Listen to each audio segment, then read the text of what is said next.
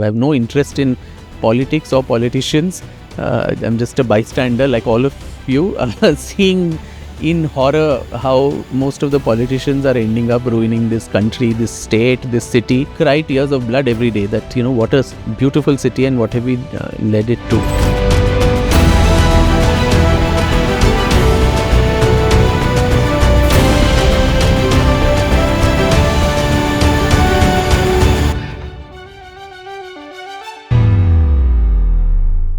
How do you keep yourself sane when you write so much about history? I think I enjoy the process, and history has always been my area of interest outside academics. One word to describe Tipu Sultan. Complex figure.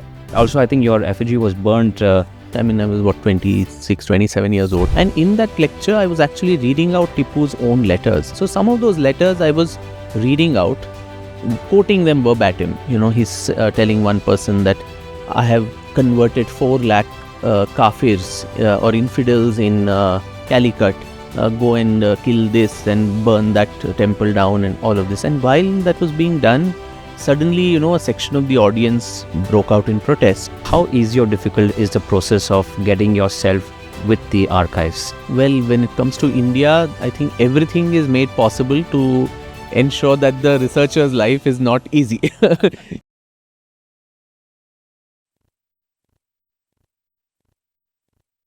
Welcome to another powerful episode of the Sapna Rise podcast, where stories meet substance and books become blueprints for thought. I'm your host, Nijesh Shah, and today I am in conversation with one of the most thought-provoking voices shaping India's historical narrative, Dr. Vikram Sampath. An acclaimed historian, biographer, and public intellectual, Dr. Sampath is the author of best-selling and widely debated works like The Brave Hearts of Bharat, Gauhar Jaan, and the 2-volume biography on Veer Savarkar. A recipient of the Sahitya Academy Yuva Puraskar and a fellow of the Royal Historical Society London, Dr. Sampath's work resonates far beyond academia. His books have sparkled national conversations and found relevance at the highest levels of political, cultural, and intellectual circles across the country. And now, with his latest work, Tipu Sultan, the saga of Mysore's interregnum, Dr. Sampath turns his lens on one of the most polarizing figures in Indian history. Once hailed as a fearless warrior king, Tipu Sultan remains a deeply debated character. Was he a visionary leader who fought valiantly against the colonial powers, or a ruler whose legacy is marred by religious intolerance and authoritarian rule? In this episode, we go back beyond textbook narratives to explore the many shades of Tipu's legacy. His political brilliance, military innovations, strategic miscalculations, and the complex imprint he left behind on Indian history. Whether you studied him as a freedom fighter or questioned his darker chapters, this conversation opens the door to deeper questions. How should we remember history? And who decides what's worth remembering?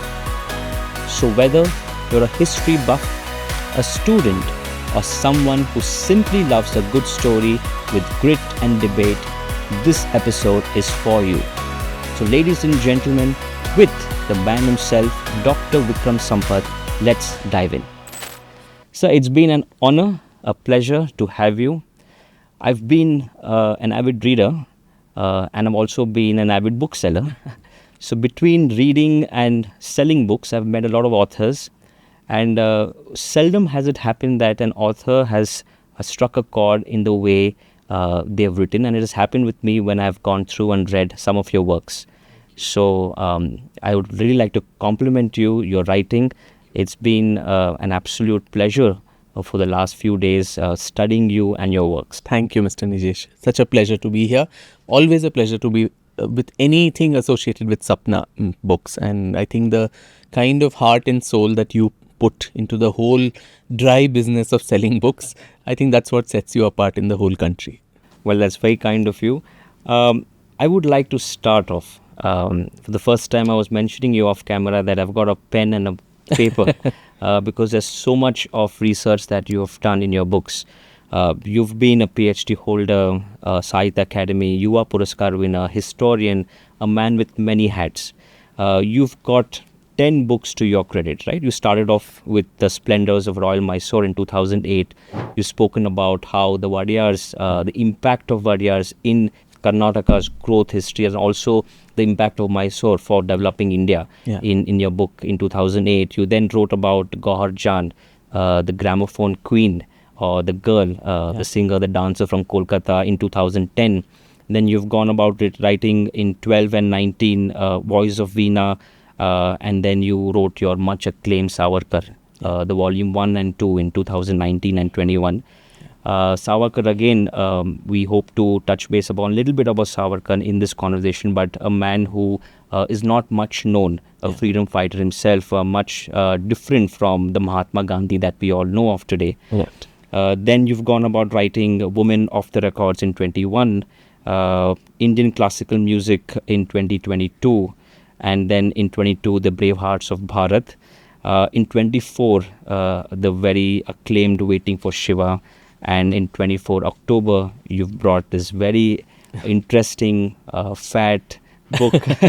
Fat is the operative word there. Yes, but a lot of research-driven book, Tipu Sultan. So how do you keep yourself sane when you write so much about history? No, I think I enjoy the process, and history has always been my area of interest outside academics. Not studying history in school as a subject, but as this whole journey of discovery. It's almost like a investigative journalist looking around for cues, and something leads to something else. There's no fixed route that this is how you need to do the research, and you stumble upon new discoveries and new revelations which you never knew about, and that's what gives me the intellectual high and the zest to go on with it as much as I can now. Literally trying to multiply this effort beyond my own personal work related to history, but also through two organizations, a foundation, FIHCR, to foster new scholarship in Indian history, and also another company called NAAV AI, which is using AI to translate this to different Indian languages. Wow. So this is, I think it's something when you enjoy, and I feel so grateful, Mr. Shah, that, for people who can make their passion their profession. Very few people get that privilege. You're stuck in jobs which you don't relate to, and you just need to do it. For the money can be a motivator only for a limited extent. Yes. And I realized that being stuck in the corporate world for 10 years, that was taking care of the bills, but what about nourishment to the soul, to the intellect? So that way, I don't see it as a drudgery. No, fantastic. And, because you've written so many books, the immediate thought that comes to my mind is, how you're able to stay so unbiased when you do your research. When I read Tipu Sultan, the facts that you have put forward in the book, right? You've not given your opinion in terms of, this is right or this is wrong. So how difficult or easy it is for you to really vacuum yourself out when you're doing your research, and when you're right into a lot of research, but you still have to keep your opinions aside. So how is the process when you are looking at books like these? Yeah, that's a great question, and I think it's a very difficult conundrum for any writer, particularly a historian. Today, history has become so polarizing. It's also a political minefield. Political parties, ideological groupings, all of them appropriating various sides of the debate, pro and anti, and people expect you to pigeonhole yourself into those boxes or conform to boxes and labels. But a true historian is someone who looks at characters of the past beyond these pigeonholes of black and white. I think there's a huge continuum of grey, which is what is interesting to explore. I mean, as human beings, we all have our blacks, we have our whites, we have good and bad equally in each of us. But in between, there is, I think, more nuance to our thought process, to our lives, and that's what people in the past also, had.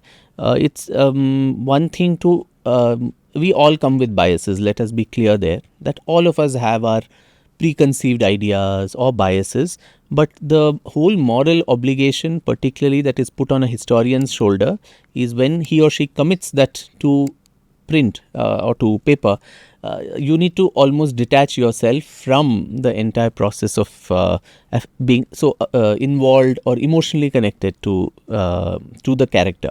So a historian's job, I always say, is to illuminate the archives, all the sources that are there in multiple archives, not only within India, outside India, in various languages, in various formats. If your farther you go back in history, you would have sources in, coins, inscriptions, palm leaf manuscripts, all of those colonial records, and to sieve through all of that and to put it in a dispassionate way, because the common public is not interested in the whole process of the research. So our role is to throw light on the archive, bring that to the public opinion, not sit in judgment.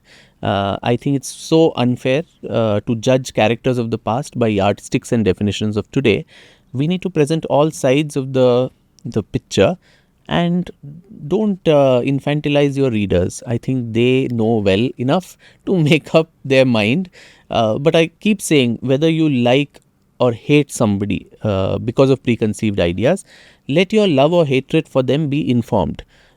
Basis that you make your decision, and it's not the historian's job to be a judge, prosecutioner, jury, all of it wrapped into one. We just have the privilege of being able to write it out in paper. I think it does a lot of disservice to the character of the past if we get into too much of judgments, and that's what I try to avoid in all my books.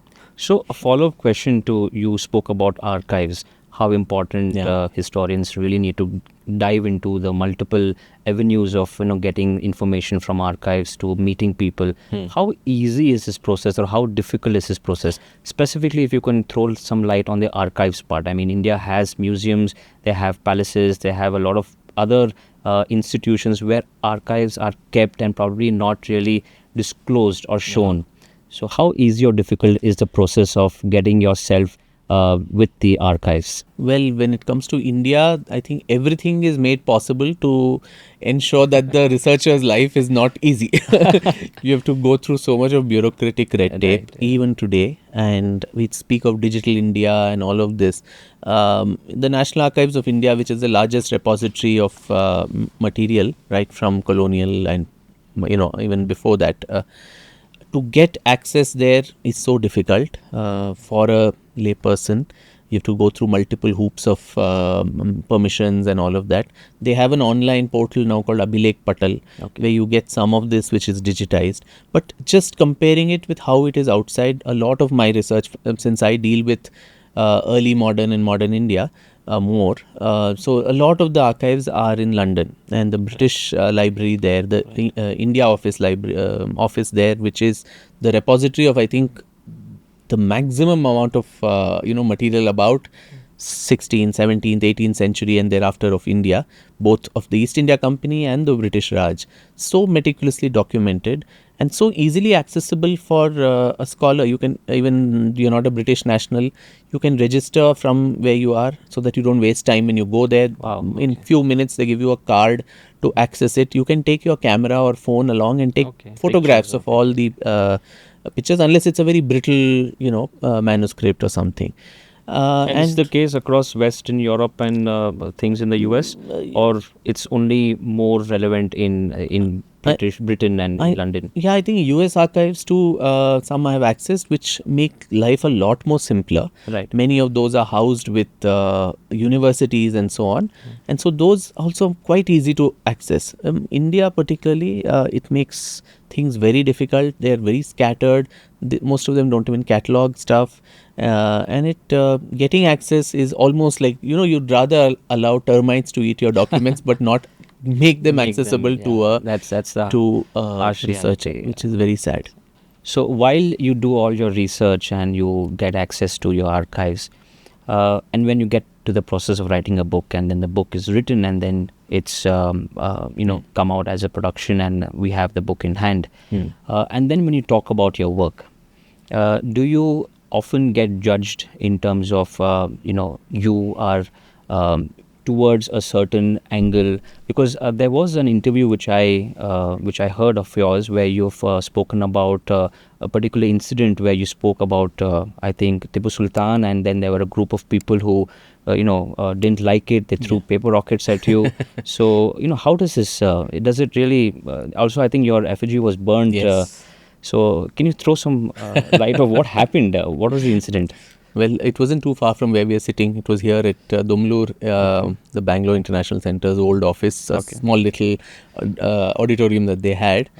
And that was in 2008. And my first book, Splendors. It was for of the Splendors of Mysore. Splendors of Royal Mysore. So that book covered about 600 years of the Vadiyar history, right from Yaduraya, who founded the dynasty in 1399, to 1947 with Jayachamraj Vadiyar.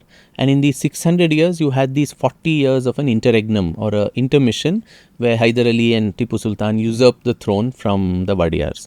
Now, that particular lecture was on the interregnum period only. And so I didn't know that. I mean, I was 26, 27 years old. I thought, you have the facts, you're just presenting it to people. And obviously, this interregnum period arouses a lot of heckles among people.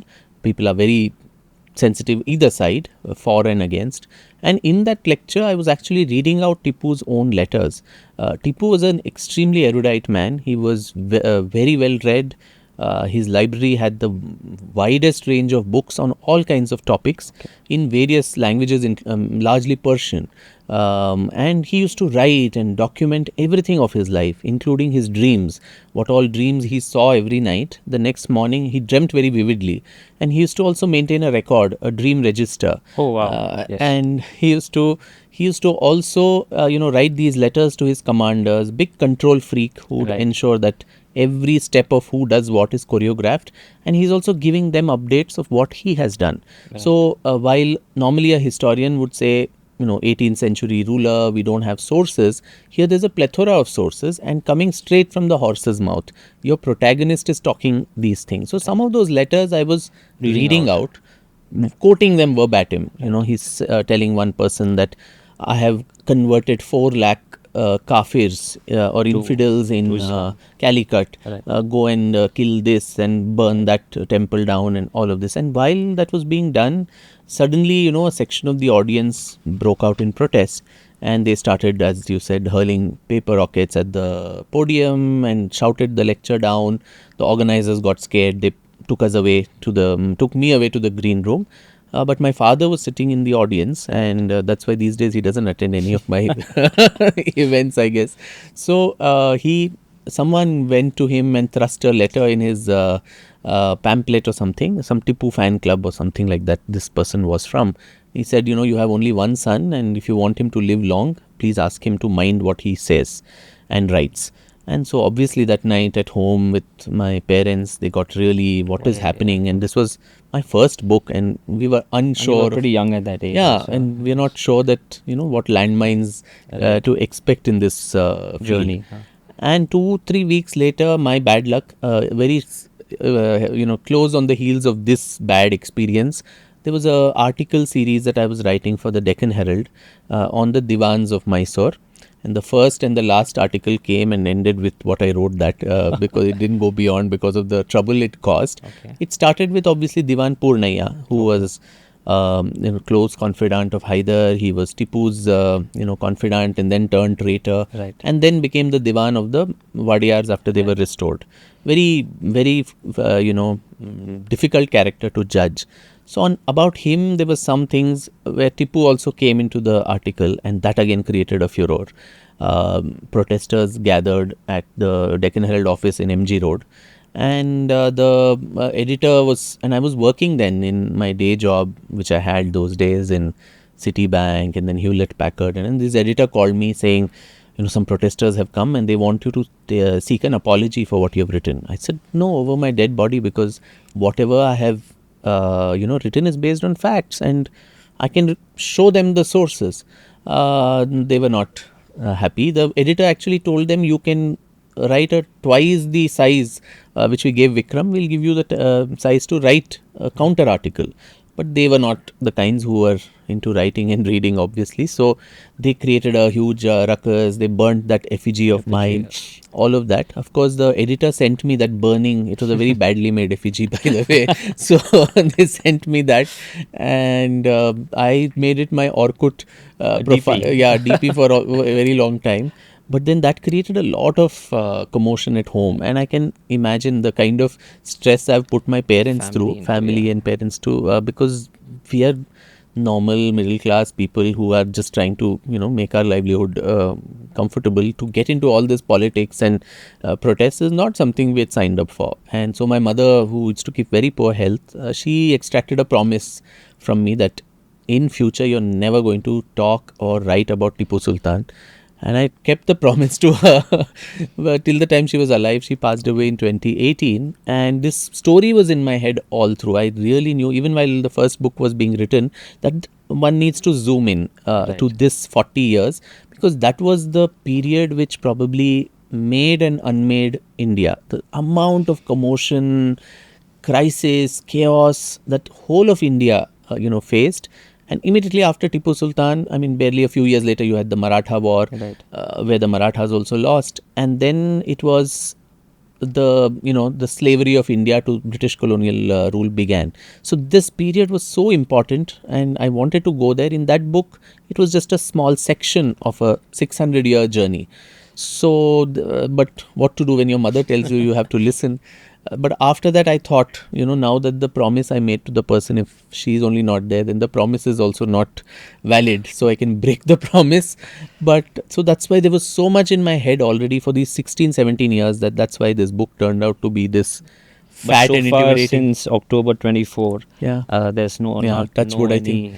My no mother is choreographing something from heaven to see that there are no one has come no and attacks. troubled you Yeah, so far. Thankfully, touch wood. Right. But before we get into the book, I always wanted to know from you how India fell into the British colonialism. Right? We had the Mughals who were up in the north, the decline of Mughal Empire, and then that's when there was unrest between the kingdoms across the country, and then Tipu Sultan rose after his father Hyder Ali, who gave the kingdom to him. So why and how did India fall into the entire colonialism? Why was it that India fell in the hands of Britishers? It's a long topic, but I think once with the death of Aurangzeb, 1707, the Mughal Empire slowly starts disintegrating. You had small rulers, most of them infighting. You had the Sayyid brothers, FIHCR, so many people manipulating stuff there in Delhi. And parallelly, you have the rise of another huge power, which is the Marathas. So the 18th century can very truly be called the Maratha century. Right. And we think the British took India from the Mughals, but actually they took it from the Marathas. Right. Because as Peshwa Bajirao the First and later Nana Sahib and others, the way they enlarged the kingdom, the Maratha Empire, was almost from, they would say, Atak to Katak and up to Rameshwaram, the whole of Bengal, all of that, some with lot of excesses also. A large part of India was under Maratha control. Even the Mughal emperor became a puppet, Shah Alam and others. There's that couplet that it was only up to Palam, that Shah Alam's reign, Delhi to Palam, so which is where we have the airport. So there was hardly much of the Mughal left, but they kept him there as a puppet, and the Marathas were in control. But the fall of the Mughals also led to simultaneously lots of small principalities then claiming independence. You had the Awadh Nawabs, the Bengal Nawabs, you had Hyderabad, the Nizam, who was a subsidiary of the Mughal, now saying, the Mughal itself is so weak, so we can have our own independent kingdom. And then the Arcot Nawab in Tamil Nadu.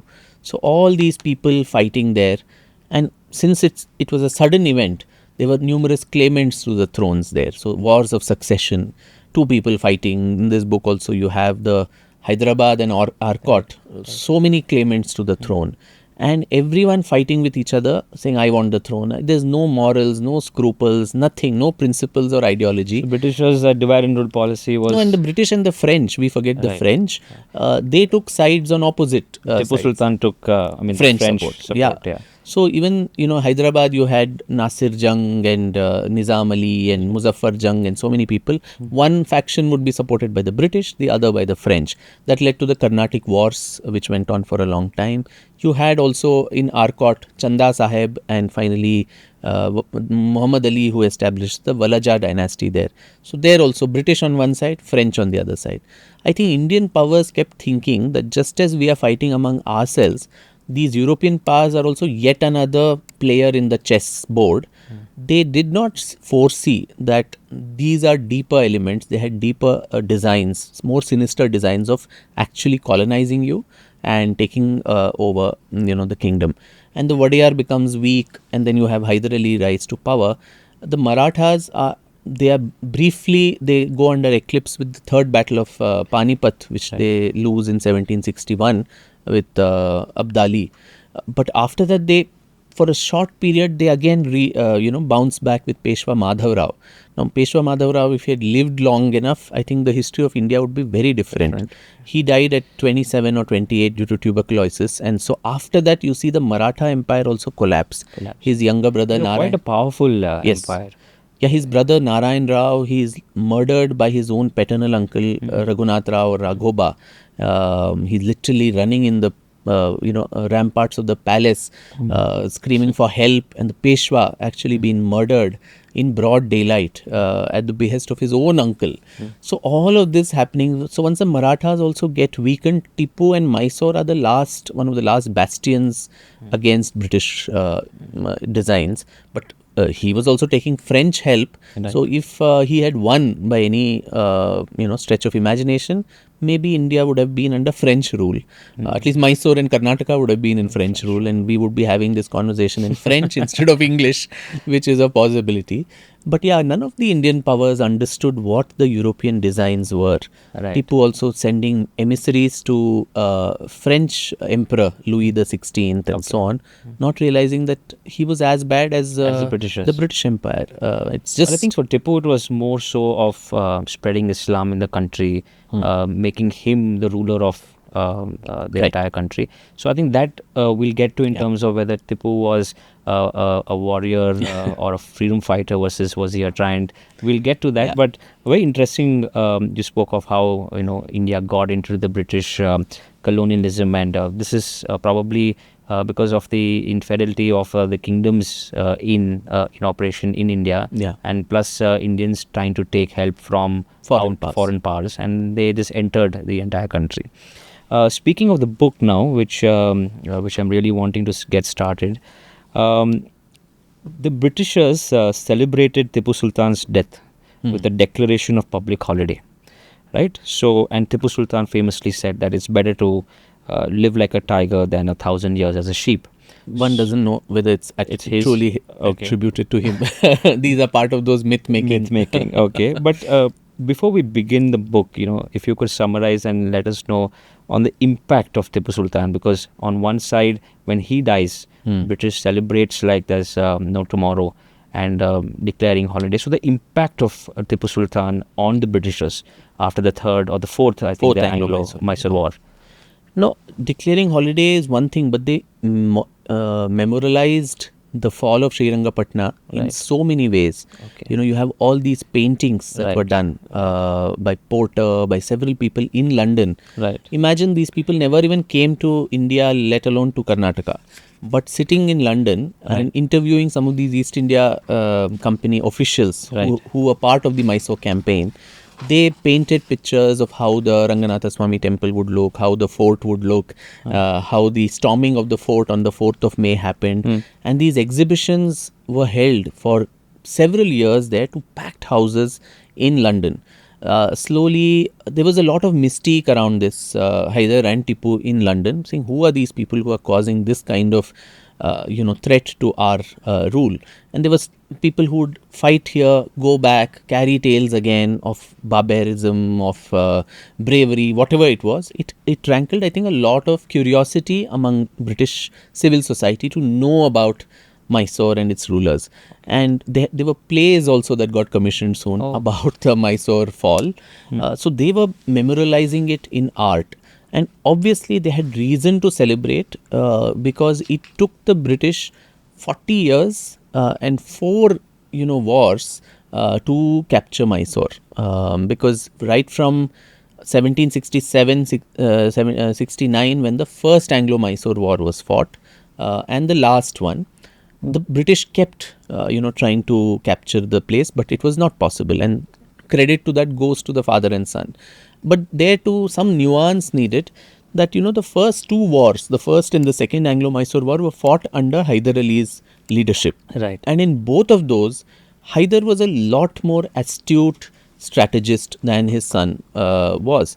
He beat the British black and blue, and literally in the first Mysore war, he chases the British to the very gates of Madras, which was their seat of power, the Fort St. George, and makes them sign a very, very humiliating treaty. Right. In fact, he makes a caricature also done of the Madras British governor literally sitting at his feet and, rubbing his nose at his, heels, literally saying, "Naak kata diya." Right. So, that sort of celebration, and these discussions were happening about him and the Mysore war in the British Parliament.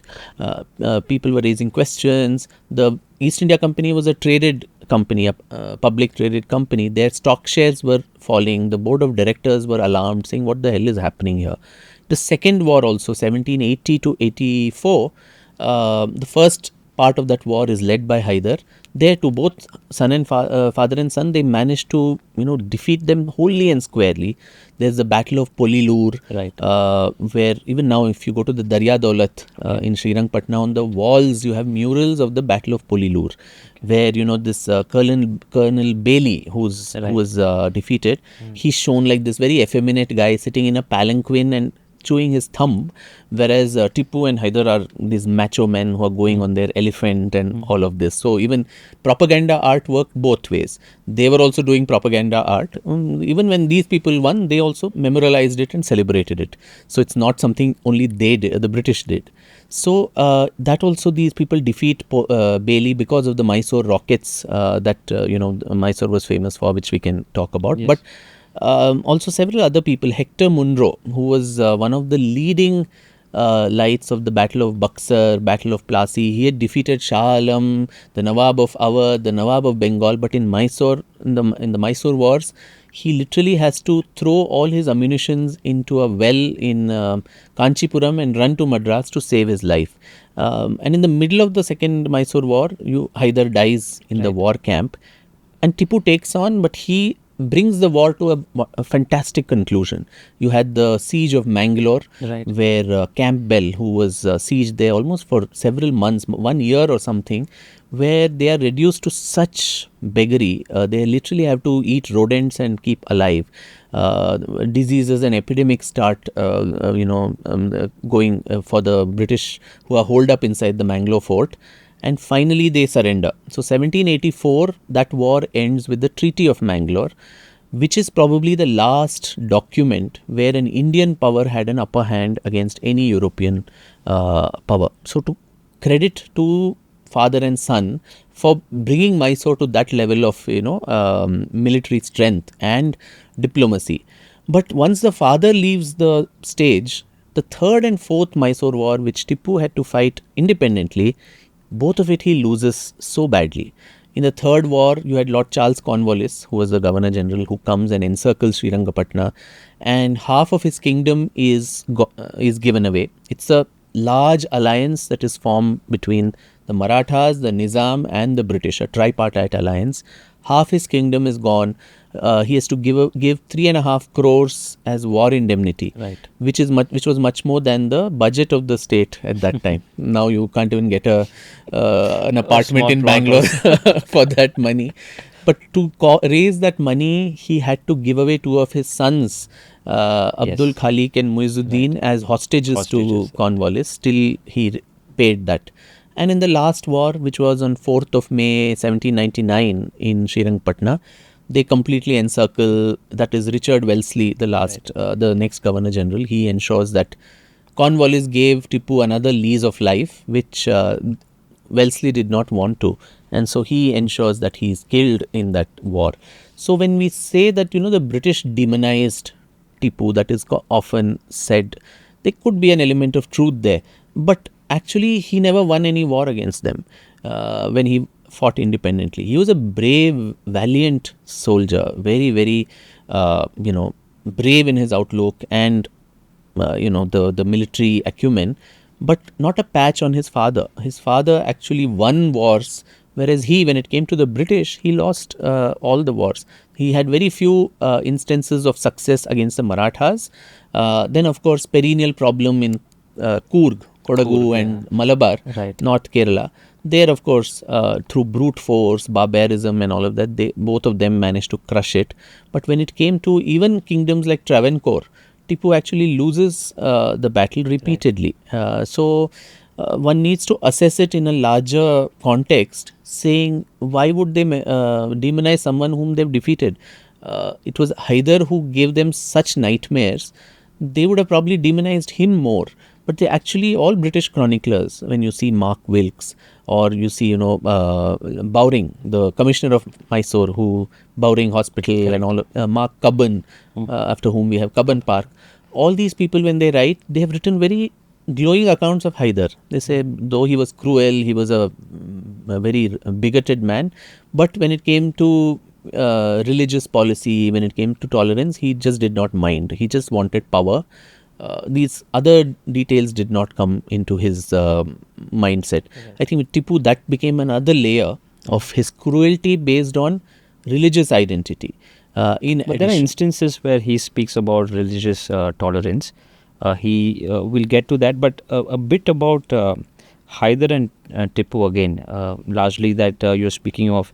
Hyder rose from a military commander to the ruler of Mysore, but at the same time he did not sideline the Wadiyars. He kept the Wadiyars at the helm of the kingdom. Now, even though he was a ruler, the military was under him. Unlike Tipu, who completely destroyed the Wadiyar family. Correct. So why was there a difference in ideology between the father and son? And you've already mentioned about Hyder Ali being the one who really made an impact when it came to winning wars against the Britishers. But Tipu also had his impact in terms of traumatizing the Britishers in his way. Can you throw some light on the way Hyder operated versus Tipu operated? So Hyder's life, the arch of his life, if one sees the ascent, he was literally, I think, destiny's chosen child. He was born to this couple called Fateh Muhammad, who was with the Nawab of Sira, and Majida Begum. He was in around Kolar. That's where he was born in 1721. And there's this very ominous prediction that an astrologer had made that this child is inauspicious for the father, and he may. Many of the relatives said, let's give him poisoned milk and kill the child. But Fateh Muhammad said, no, I don't believe in all that, and he let the child live. Things would have been very different, I think, in the history of India if that had happened perchance. But in a very perverse way, that prediction comes true. And when he's all of 3.5 years old, his father is killed in battle. And he owed a lot of money to another man called Abbas Quli Khan. And this guy comes and raids the house of Fateh Muhammad. All the women are molested, the treasures are taken away. And to add insult to injury, two of these boys, Hyder, who is about 3-4 years old, and his elder brother Shahbaz, who is about 8 years old, they are both put in a huge nagada, this kettle drum, and beaten upon to make them almost faint. And at that time, somehow by stealth, his mother Majida Begum, she runs away from the house and goes all the way to Srirangpatna to plead with the Maharaja of Mysore, saying, my poor fatherless children, please show some mercy. And the Maharaja, Dodda Krishna Raja Vadiyar, he takes mercy, not knowing what he was getting into, poor man. He repays all the debt. And he also promises, they are taken into Mysore's protection. One of their relatives is in the Mysore service. And the Maharaja actually assures them that once these boys come of age, we'll take them into the army. And he kept up his word. So both these boys, they enter the Mysorean army. Hyder makes his first entry in the siege of Devanahalli here in Bangalore in 1749. But look at his astuteness, his cunning, machinations, which he'd put all modern politicians to shame, where in only 12 years, 1749 to 1761, while the whole of the Deccan was in tumult, we had these Carnatic wars I was talking about, everyone fighting with everyone, one man who actually got the maximum benefit of this all was Hyder. And running with the hare, hunting with the hounds, literally, the situations so develop in such a way that in just 12 years, he manages to overthrow the very man who was his benefactor. By 1761, he is able to take over and usurp the throne of the same Vadiyar who had helped him in such dire situations in childhood. So you can imagine what his mind and strategy would be. But yeah, I think there was some element of goodness and humanity left somewhere. And he knew that this was a Hindu majority kingdom, and the Hindu Raja who's been so kind to you, you're taking over the kingdom. Was it really kindness, or he wanted to gain the... That's what I mean, the sympathy. No, he knew that the people would rise in rebellion if the Maharaja was completely eliminated from the thing. But so what he did is, it was a charade. It was a show, like figurehead puppet, on the throne. After every war, all the trophies of the war are gone and kept at his feet. He bows before him. Every proclamation comes in His Royal Highness's name. But everyone knew that that was just a, figurehead. There was the real power was with somebody else, and everyone knew this. And once these Maharajas, one dies, then a new fellow comes, they all get suffocated. Who is this guy who is, interfering in our power? If they try a little bit to flex their muscles and power, or, assert their position, very mysteriously a glass of milk would go to their rooms by night, and by morning they are dead. And then you put another infant on the throne, 3-year-old, 4-year-old, who's playing with toys. That boy is put as the Maharaja. By the time that man comes of age and he is able to have a child of his own, he is killed. Or if he tries to, assert himself. So he followed this kind of policy. And as I said, for him, I think that scarred memories of childhood, very vengeful and driven by revenge. In fact, after he takes over Mysore's leadership, the first person he takes revenge on is that man who came and beat them in the Nagada. He was in Doddaballapura, and so he goes there and takes his revenge, and that person is done away with. So after 20-30 years, that thing was still in his heart, that this is the person I have to take revenge against once I assume power. So I think he had a very clear vision that this is where I need to go.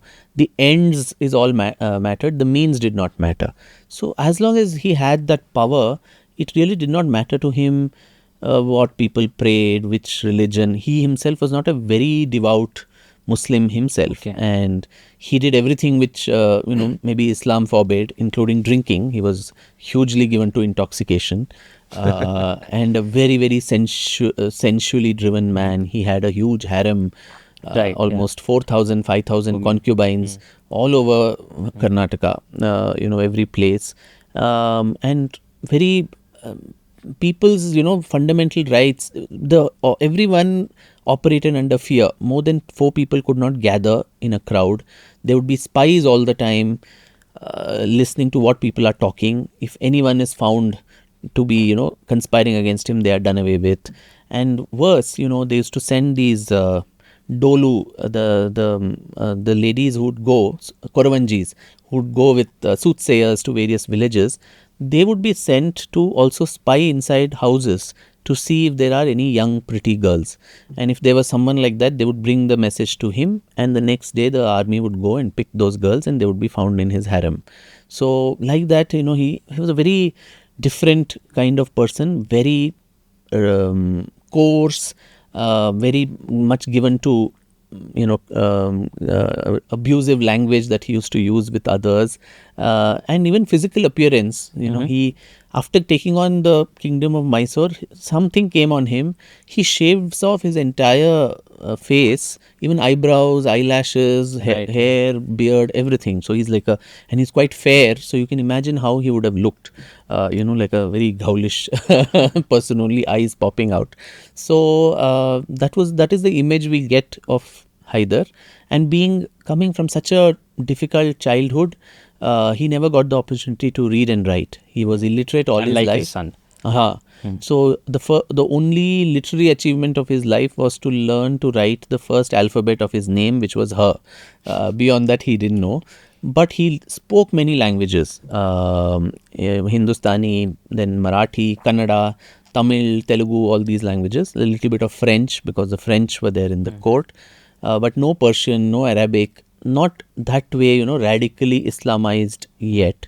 And he gave people the freedom to do what they want. But outside, in campaigns outside Mysore, especially as I said in Kodagu, in Bidanur, and in Malabar, there were also religious atrocities. People converted. People who were converted were made into something called a Chela Brigade. Okay. So they were all Chelas. Right. He makes part of the army.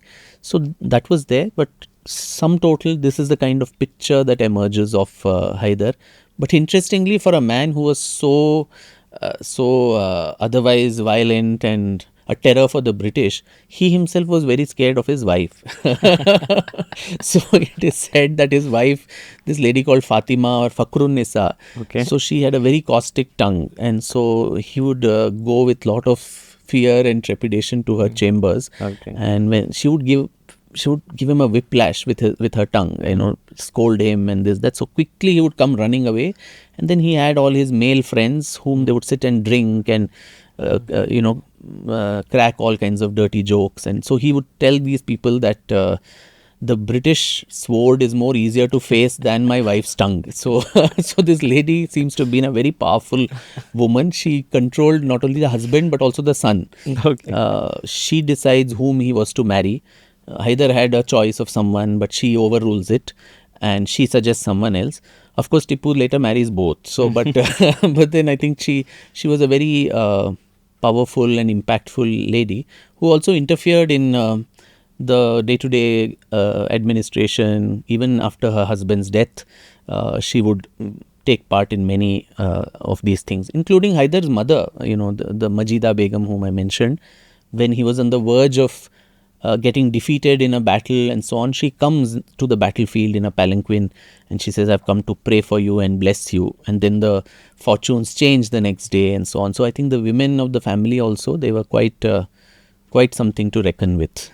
I'm not sure whether it's passed down the generation, men being scared of their wives, but on a lighter note, it's very surprising. Yeah. As you mentioned that on one side, he being so powerful and so courageous, and the other side, he's his wife's man. Yeah. But interestingly, we spoke about Hyder Ali and the way he went about his operations in his time.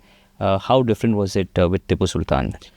So yeah, I think father and son also, they had a very tensed relationship. Okay. We are all taken in by that Sanjay Khan serial, Sword of Tipu Sultan. where that man who played Hyder and Sanjay Khan who played Tipu, Right. they are shown to be, so much of love and affection. Lovable, Lovable to each other. Yes. But actually it was not so in reality. The documents prove otherwise.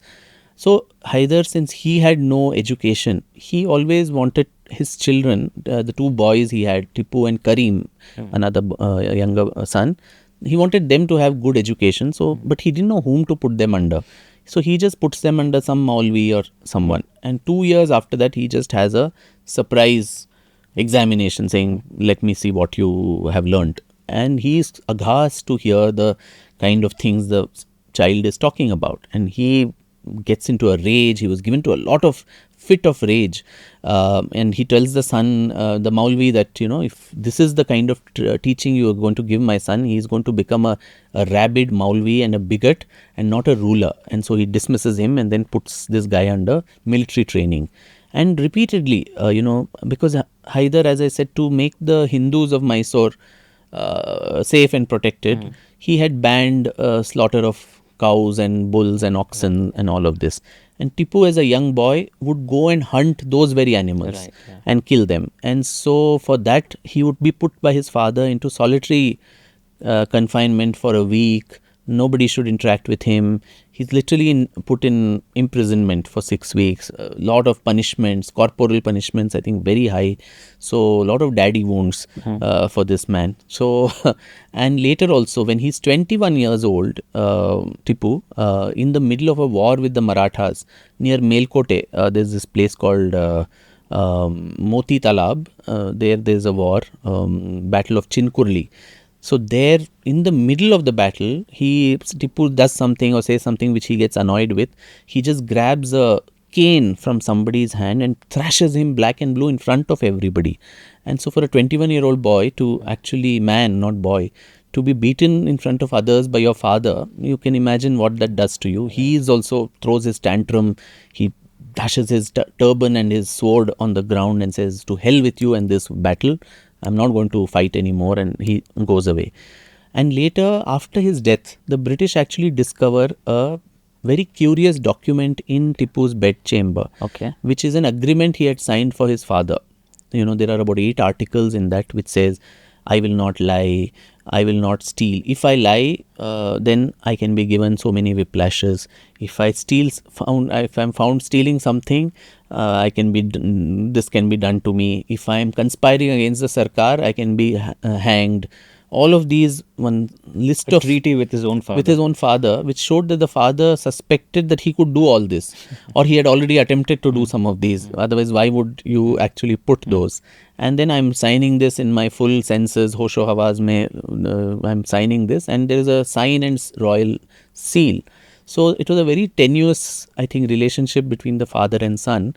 And Hyder, in several, anecdotes, he tells other people, including Purnaya, who is his confidant, that all that I have built with my hard work, this fellow, because of his lack of foresight and diplomacy, he will squander it away, and our family will come to the streets. And unfortunately, that's what happened for their household. And so that's why I think he started reposing faith in several other people whom he used to start adopting as possible heirs. There was one guy called Sheikh Ayaz. Sheikh Ayaz was actually a converted Nair from Malabar who he made into a Chela, but later he was a very loyal and able guy. So they had given him Bidnur to administer. And Hyder's plan was, after his death, he will divide the Mysore into 2-3 parts and give one to each of these. So Tipu was not thought of as the successor by the father. There's one more guy called Muhammad Ali, who was a very brave soldier. He said, this is my adopted son. So I think this insecurity was there in his growing up years, a strained relationship with the father, who never took him seriously or gave him much respect. Of course, he also complimented him a lot when he loved him for sure. Even in the middle of the war, when he has to go and meet the Nizam, this guy Hyder is very scared. He said, this Nizam is one who kills his own brother. So how will he leave my son? So please take care of him. And he used to send other people. But despite that, I think that respect that a father needs to give to a son, maybe that was missing somewhere. And that's insecurity seeps into Tipu Sultan too. And so he constantly needs to prove himself. And it's said that a lot of people who become dictators, who become cruel people, they've had difficult childhoods, especially with their fathers. And fathers who are not understanding, who, look you down. They have this external validation that they need from others. So Tipu, probably his cruelty also stemmed somewhere from there, where constantly to prove. So once he comes to power, the first thing he does is to eliminate all these rivals. Sheikh Ayaz is done away with. Muhammad Ali dies mysteriously. So all of this, and he tries to consolidate power in his own hands. And for him, he has not worked hard to get this kingdom. So he says, what is the need to have this Wadiyar on the throne? Let's do away with it. And he assumes, Hyder never called himself the king of Mysore. Whereas this man calls himself the Padshah, the Sultan of Mysore. Mysore is Islamized. In fact, the name itself becomes Sarkar-e-Khudadad, or the God-given kingdom. And names of places are changed. Mysore becomes Nazarabad, Coorg becomes something else, Jalalabad, Farrukhabad, all these kind of names given to different places. Persian is introduced as replaces Kannada as the court language. today also in accounts departments in Karnataka, you have so many Persian terms. All this khata and this and these are all coming from that era, which we have not changed. So the infiltration of Persian coins, Persian script, and a complete Islamization and change of the character and culture of Mysore is something he tries to do. Maybe stemming out of that same insecurity, and I have to establish myself, otherwise it will be taken away. Establish myself and my religion. Yes, both. That was both. So out of the two of them, who was more religion tolerant? Was it Hyder Ali or was it Tipu? Because there are instances like we've discussed that Tipu was a very complex character. A very polarizing character. So in one instance, he is going about establishing Islam, establishing his religion across Mysore. And on the other, you've mentioned that in Sringeri, Shankaracharya, after the Maratha attack in 1791, he also offered support and financial aid. So what does this interaction tell about Tipu's relationship with the Hindu spiritual institutions like Sringeri? Yeah, that's a good question because, so certainly, of course, compared to his father, this man was more of a religious bigot. Right. And that came, I think, from that religious training he gets from Maulvis and all from his childhood, which gets more and more, intense as he grows up. And of course, outside Mysore, both of them were cruel, but it's a relative cruelty. This guy was obviously more cruel than his father. Now with Sringeri, that's a very, very, difficult relationship, which is tough to explain actually. Both father and son wrote very respectful letters to there were two Shankaracharyas who were there during this 40-year period. Both of them write very respectful letters to them. And the 1791 war that you speak, that's the third Anglo-Mysore war. Right. The Marathas have invaded. Yes. And the one section of the army of Parshuram Bhau, who's a Maratha Patwardhan ruler, chieftain, his army, which was largely composed of Pindaris, the irregulars in the army, who are actually Muslims, they go and raid Sringeri and they actually desecrate the temple. Even the murti, the idol of Sharda Devi is, vandalized. But and at the same time, that is not a theological policy of the Peshwa to go and break temples and so on. So the Peshwa actually apologizes a lot to the Shankaracharya. The Shankaracharya goes on a fast unto death in protest. And so that raises alarm bells in Pune. And they say, oh my God, if the Shankaracharya dies, then it's a huge catastrophe for our kingdom. And so he sends these letters. So at that time, Tipu, who already had a relationship with the Shankaracharya, it's actually competitive politics. Okay. Don't take money from them. I will give money to to renovate this, and he does that. He sends a lot of presents, gifts to install a new Sharda Murti and a lot of offerings also. And so it is in that context that this Sringeri episode, which is shown as a symbol of his benevolence or generosity. There was, of course, respect, as I mentioned, to the institution of Sringeri Shankaracharya because he was such a powerful religious figure. But within a year, actually, so he also tells the Shankaracharya that pray for me, for my victory against the Kafirs. And the Shankaracharya actually does a Shatachandi Homa and Sahasra Chandi Japa. Wasn't he himself a Kafir too? Yeah, exactly. So it's a very, very difficult. So the Shankaracharya is doing a Shatachandi Homa for Tipu's victory against the Marathas. So, it's all very complicated and difficult to understand. But the thing that it was not a permanent damage of relationship between the Shankaracharya and the Marathas is proved by the fact that in just 1 year after this episode, the Shankaracharya goes to Pune as a state guest. He's received with all honor by the Peshwa and all of that. So this was a temporary phase where by mistake, these irregulars in the Maratha army, the Pindaris, do what they did, and Tipu tried to take political mileage and advantage out of it by making those grants.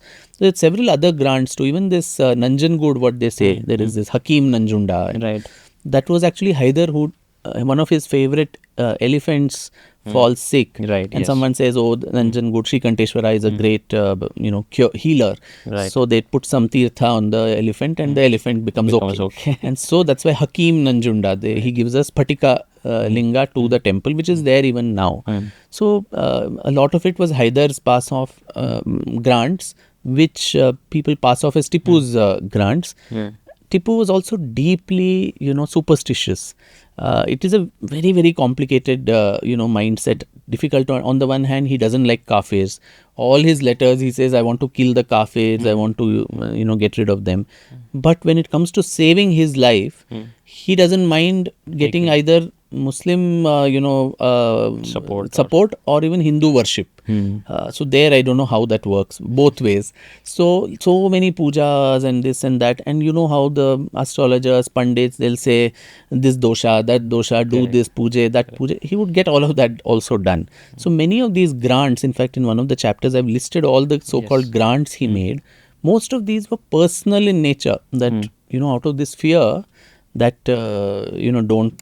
that his life and his kingdom are there for long, he gives these grants for his personal reason, not really any major, love for the religion or so. But very complex, I think, the way he went about his thinking towards the religious groups. Because in certain aspects of the book, you've also mentioned about own Muslims, the way he descended some of the Muslims, be it the Boras and all of those different sects of Muslims who were not really following him. So he went about killing even those Muslims, despite they being Muslims. So something about how he treated, the other religious groups like the Christianity, and also the Muslims who did not listen to him. Yeah, the Christians in Mangalore, right. They face a brunt of his torture, which to this day a lot of them keep that in mind, and they have a lot of bad memories.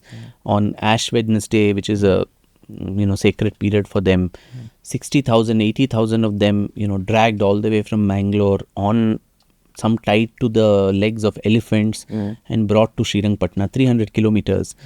Even pregnant women forced to go on foot, many of them delivering babies on the way, some dying there, not even good arrangements for funerals. You had wolves and jackals and dogs eating on corpses, and once they came to Srirangpatna, they were forced to convert. If they did not, their noses and lips and all would be cut off, and they would be paraded on donkeys.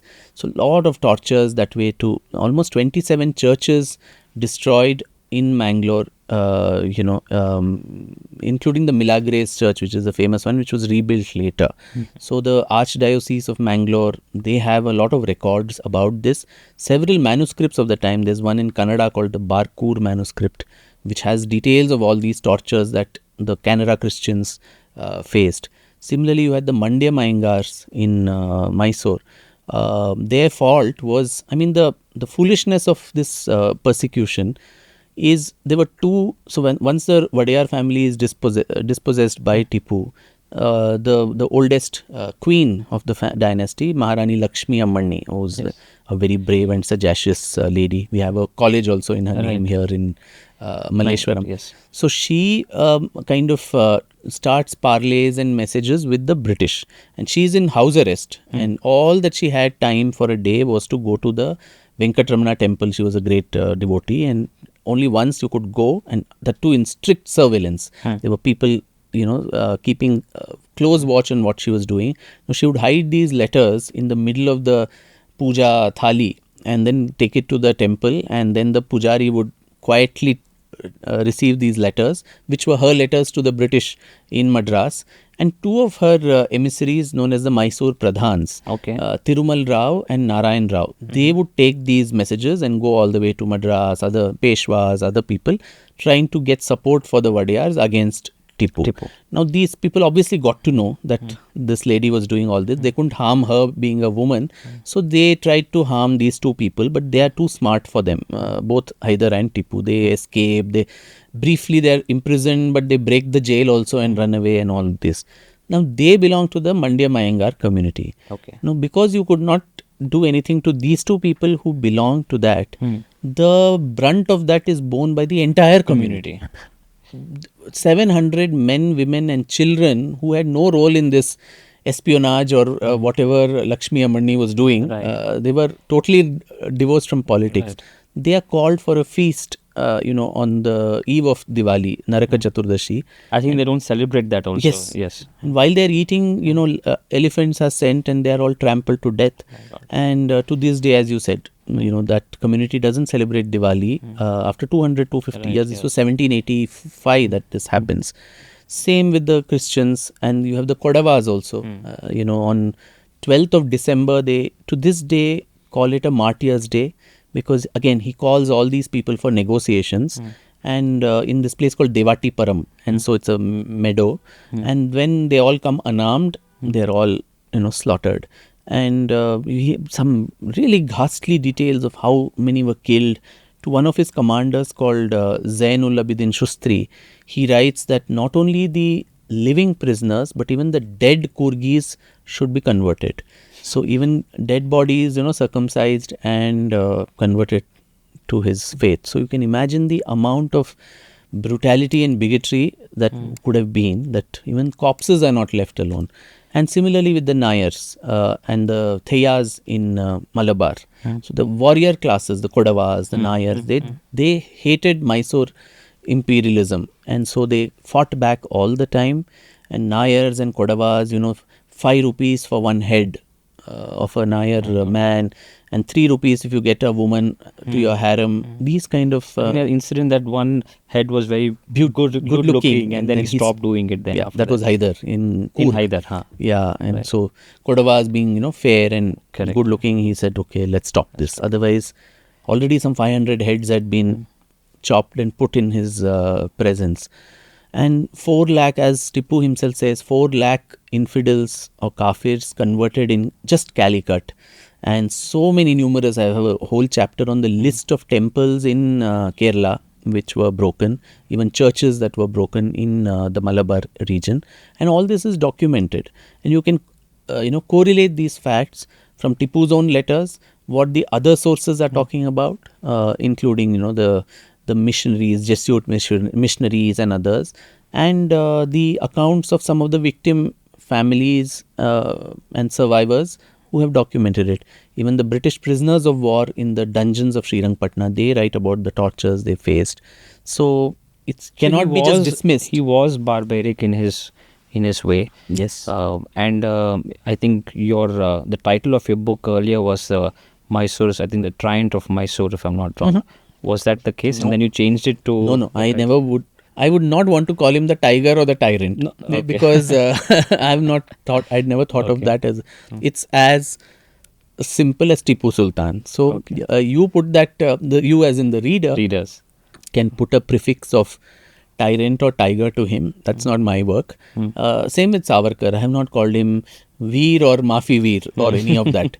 You decide. As I said earlier, my work as a historian is to bring the facts to you. After reading all this, if you still feel this person is a wonderful character, good for you. Or if you feel he was not, then good for you as well. So, but let it be informed that on the basis of these, a lot of people may say, Nichesh, that this was a different era. There was so much cruelty. Everybody was very violent and cruel. Obviously, war leads to cruelty. There is collateral damage where civilians, even now you see what's happening in Gaza or Israel, Iran, all these common civilians are also getting killed. Affected, yes. But some people are more cruel than the others. I'm saying Hyder was also cruel, but when Tipu does this specifically to target a particular community and attack them on the basis of their identity, kill them on dates that are sacred for them. Deepavali for the Ahingars, then this Ash Wednesday for the Christians. Then it is not so innocent that it is just political violence. It is a cultural and religious kind of violence too that you inflict on somebody only because they don't share your faith. Oh, very interesting. And talking about Tipu Sultan, the way he went about his war, and Tipu Sultan as a warrior, he did really bring about innovation in the way he went about his battle. So you mentioned about the rocket warfare, the way he went about this innovation. So can you walk us through his innovation in the battlefield? One is the rocket that you mentioned, then there's fortification and strategic defense, in cities like Srirangapatna that you have mentioned. So a bit about the way he went about his warfare. Yeah, both of them, father and son, credit to them goes. So that's why, as even this conversation is going, we're talking about the bad parts, but there are also several good parts, and right. that's how I think an assessment of a person's legacy needs to be done. Perfect. Where Mysore had become so weak, especially just before the usurpation. You had very high corruption. You had these Dalwai brothers called Nanjarajaya and Devarajaya who were looting the treasury, and so corruption we see today in Karnataka government also has a history, I think, to itself. So going to several centuries. So and whoever came to attack Mysore, there was never a fight given. You pay them off a ransom and they would take and vanish. For the first time, Mysore becoming a fighting fit, military. Both father and son, the way they organized the army into various kushuns and divisions and all this, arming it with, and Hyder begins the whole process and Tipu continues it, of also building a navy using the ports of Mangalore, Bhatkal, Honavar, these areas in coastal Karnataka, and to make it a naval power, and to ensure that this also gives them access to the Middle Eastern markets for Mysorean goods. All our Mysore sandalwood, Right. this ivory, Mysore silk, pepper, spices, all of this going and finding markets in the Middle East, in Oman, in Muscat and all these places. Just to pause you, there's so much of history behind everything that is relevant today. Yeah. Which is so amazing to know, which we would not have known. We just talk about certain characters, but certain situations, be it the food habit, be it the dressing sense, be it the music, be it the way areas are designed, developed, the way governments are run. There's a lot of history in terms of what it was back then and how it's carried forward. But yeah, continuing on that a little bit later, but to what you were saying. So these markets also that were developed abroad, and as you mentioned, both of them, they innovated, and I think Tipu did more of it on some of the warfare technology. Right. One important thing is the rockets, which he used in the battle of second battle also, Polilur and others. So when Hyder was also alive. Right. So it's not, people say he invented the rockets. I think that is a stretch, because rockets were already in vogue in several parts of India. Right. You had it right from the Mughal times, and then the Marathas, the Vijayanagar emperors used it.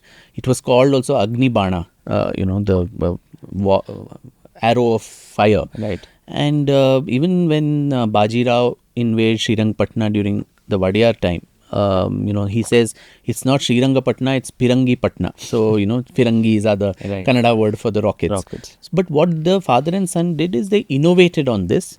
And earlier the rockets would be of wooden or paper kind of casing. Just as you have a Diwali rocket, you have a pole, and on top you have this one with the batti, right? And that's how it goes up. Right. So the casing where the maddu or the ammunition is put, that would be wood or paper. These people changed it to iron, and the iron that India used to produce that time was among the best in the world, much better than what was found even in England. Right. And so what the advantage of that was, it could pack the ammunition, the powder, much more strongly inside that cylindrical casing. And because of that, it could go up with a larger thrust. Right. And the range also, almost 1 kilometer, these missiles could go and hit the opponent. And at that time, nobody, including the Marathas or the British, had this kind of capability.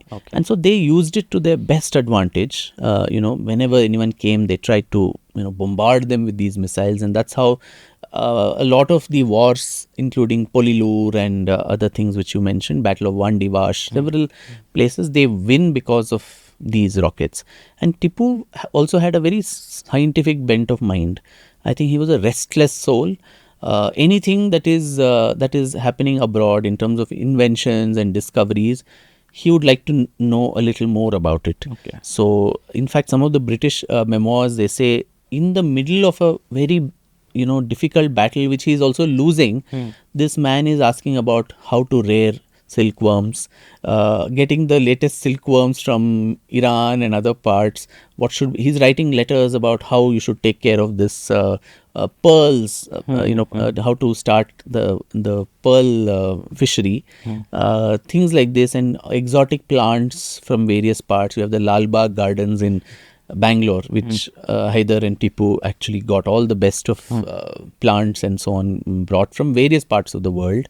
And also, if somewhere a microscope or some new discovery is there, he would want to see those scientific equipment and instruments. So I think several of these innovations he tried to bring into his army particularly. There was also a very big treatise that same man Zainul Abidin Shustri writes called the Fathul Mujahideen. Okay. But see the term also. I mean, Mujahideen is somebody who indulges in jihad, and jihad is religious war against the kafirs. So, but then that had, of course, in his library several books on what jihad is, why it is good to be a jihadi or a ghazi, holy warrior. That is also there, but at the same time, how to improve your military to make it a very stronger military power, those were also there. So, as I said, black and white, it's a mix of both. So, apart from the rocket warfare that he brought, any other innovations that he brought into his military, which is prominently mentioned, or you feel that it has to be really known? Yeah, more is that's what I mean, making it organized. The military was so scattered. Right. So various command and control, divisions, these very strict, administrative divisions within the army also that he made, so that everyone knew who was reporting to whom, what was their roles and responsibilities, very, very clearly laid out.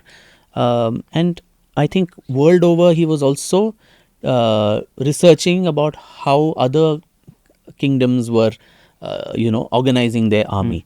And both Hyder and Tipu also start using European help. So French people who were part of the Mysore firmament. Right, yes. So it's no longer a surprise that, the Europeans have a different or better way of fight against us. We also have Europeans in our army who will train our soldiers in the European method of warfare. And this is not something new only to Mysore. You had the Travancore ruler, Martanda Varma, who, when he defeats the Dutch in the Battle of Kolachal, and that is in 1748, he gets the Dutch captain to his army and trains his army based on the European warfare. Right. So that's why there's no more surprise left that they know something that we don't know about. Right. So that's one thing that he brought, both Hyder and Tipu. That's why also they aligned with the French. And so that's also a reason why when they say he was a freedom fighter, he was aligning with a very colonial power, which was the French. And as I said, the French, if they had won, if Tipu had won, we would be talking in French, and Karnataka would be under French rule, like Pondicherry was. Yes. So we need to understand that too, to say, no, don't give these titles of freedom so freely. Yeah. And the Marxist historians who keep telling us repeatedly that there was no India at all till the British Empire was established. We were not even a country. It was the British who made us into one country. If there was no country called India, what India is he fighting for as a freedom fighter? Correct. Of course he fought. He fought bravely till his last breath. But he was fighting for himself. Right. For his kingdom, agenda, his family, his kingdom and his honor, and very bravely at it. Just as he was fighting the Nizam, the Marathas, he was fighting the British also. Not with some far-sighted thing that, I'm going to free India from British colonialism. So that is a little... Was it the same for many other rulers where they brought about fighting for their own self or own ambitions? Or was it particularly only with Tipu Sultan? Because fighting for British, if we take that as a topic, we talk about Mahatma Gandhi, and then you also, in your books of Veer Savarkar, you also mention about his way of fighting against the British. Are these kind of people really the ones who should be called as freedom fighters versus rulers who fight against the British? Was it more of that personal agenda? So can you give some thought process of how rulers would have fought against British and the actual freedom fighters who we know today? See, the first time when the thought also, in a very clear manner and in a large part of the country, that these people are here to colonize us and do all of this, I think it's not before 1857, which is the uprising, 1857 uprising, which went across such a large portion of the India, country. yes. And in fact, the slavery period started during that time. Yeah. So Savarkar, in fact, calls it the first war of Indian independence. Okay. And from Peshawar to Calcutta, he says there were two main guiding principles on which people fought that uprising, which was Swarajya and Swadharma. So to save your own Rajya also, but also the attack on your religion, which both, so Hindus and Muslims join hands. And that's why even though there is an Nana Sahib Peshwa or Tantya Tope or Rani Lakshmi Bai of Jhansi, they all make a Bahadur Shah Zafar as their symbolic emperor. So Hindus and Muslims both realize that by then British rule had spread to a large, almost the whole of India, barring a little bit of Punjab and northwest province. So they were also doing these missionary activities and conversions on a large scale and deriding Hindu and Muslim traditions. And so that's why they got together to fight unitedly against the British. But before that, I don't know if Tipu and others cannot certainly be thought of as that kind of outlook of a larger India. But just 2-3 years after Tipu's fall, I think Tipu's fall sends an alarm bell, at least in the whole of South India. So in South India, immediately after his death, there are a series of rebellions in various parts. In Karnataka, you had this man called Dhondoji Wagh, who leads this thing. Then in Kerala, you had Palasi Raja, who leads, and they all come together. And together they are clubbed as what are known as the Palegar Wars of South India. You had the Mardu Pandyans, Mardu brothers, two of them in Shivaganga in Tamil Nadu, and Veera Pandyan, Kattabomman, all these people Maradu brothers and all these people who form alliances, once they see Tipu being defeated in this manner and killed, they actually put something called a Jambudvipa declaration, on the walls of the Srirangam temple and so on, where the Maradu brothers very clearly say it is up to all of us residing in this Jambudvipa, which is the spiritual name for Bharatavash, Jambudvipe, Bharatakhande that we call.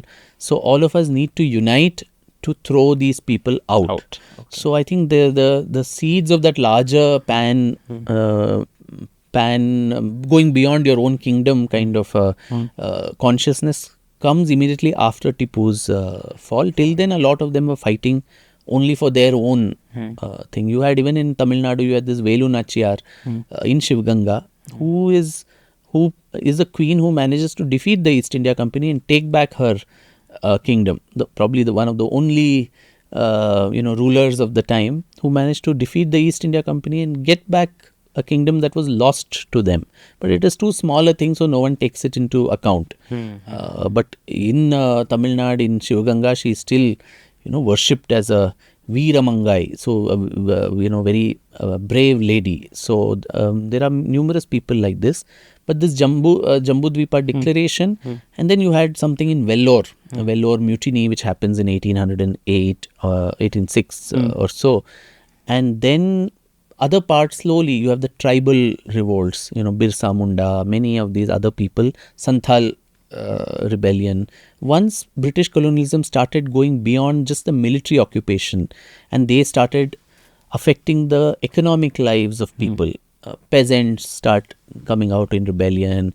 There are tribals. You had Sannyasi rebellion in Bengal and what is now Uttar Pradesh. So all of that was building up, and I think the culmination of that was the 1857 uprising. It was like a bomb, that volcano, slowly the lava, is gathering steam, and boom, it comes out in 1857. But from 1857 till 1946, when we had the naval mutiny in Bombay, there was an unending chain of the revolutionary movement, which was the violent uprising against the British. Initially restricted to Maharashtra, Bengal, but slowly, Punjab, other provinces, United Provinces, which is UP, everyone getting into this rebellion. Very interesting, because most of the history textbooks today, that's how we all learn history or know about our country, don't talk about a lot of things that happen in smaller parts of the country, specifically down south. Yeah. It's about the north, the Delhi, Delhi, and all that happening around the center part of the country. But down south is very rare that history textbooks really talk about it, which we will come to in terms of how history should be read specifically for students. But before we get to that part, a little bit again on Tipu Sultan and the end of Tipu Sultan, right? You've mentioned in your book, in the chapter, and then came Wellesley, that's how I pronounce it, right? You've spoken about how Wellesley's arrival in India marked the major turning point for Tipu Sultan. So how did Tipu, move during this entire phase, and how did he fail in the last, the fourth Anglo-Mysore war? So, how did he misread the British and the growing power of Britishers under the rulership of Wellesley? So, as I mentioned, the third Anglo-Mysore war with Cornwallis, he is defeated, and he takes it as it's a huge insult for him, right? Giving away his sons, and it said that after that he made a promise that he will never sleep on his royal bed. He was sleeping on ground of a mattress made of grass. Until I take revenge, I'm not going to sleep on that royal bed, is what he had made a claim. And so in those few years in between the third and the fourth war, which is 1792 to 98, about 6 years, rapidly he starts sending emissaries everywhere, all over the world, to the Turkey, to Constantinople, all these places, to the Shah of Persia, saying, there he's appealing to them on their religious sentiments, saying this is the larger Ummah, the Muslim Brotherhood, and I am the true Muslim ruler. And to show medals of honor, I have killed so many kafirs, I have burned so many churches, I have burned so many temples. So I am the true ruler. Which is the case even today when we speak about terrorists, right? Yeah. It's a larger Islamic Brotherhood. Yeah. So I fail to understand whether this is something taught in the scriptures, of course, in the Islamic tradition, or is it something which has just come by certain rulers and then passed on through generation? Well, that is a completely intense topic, but of course it cannot just, if it's just a few rulers who bring it out, it cannot sustain itself for centuries.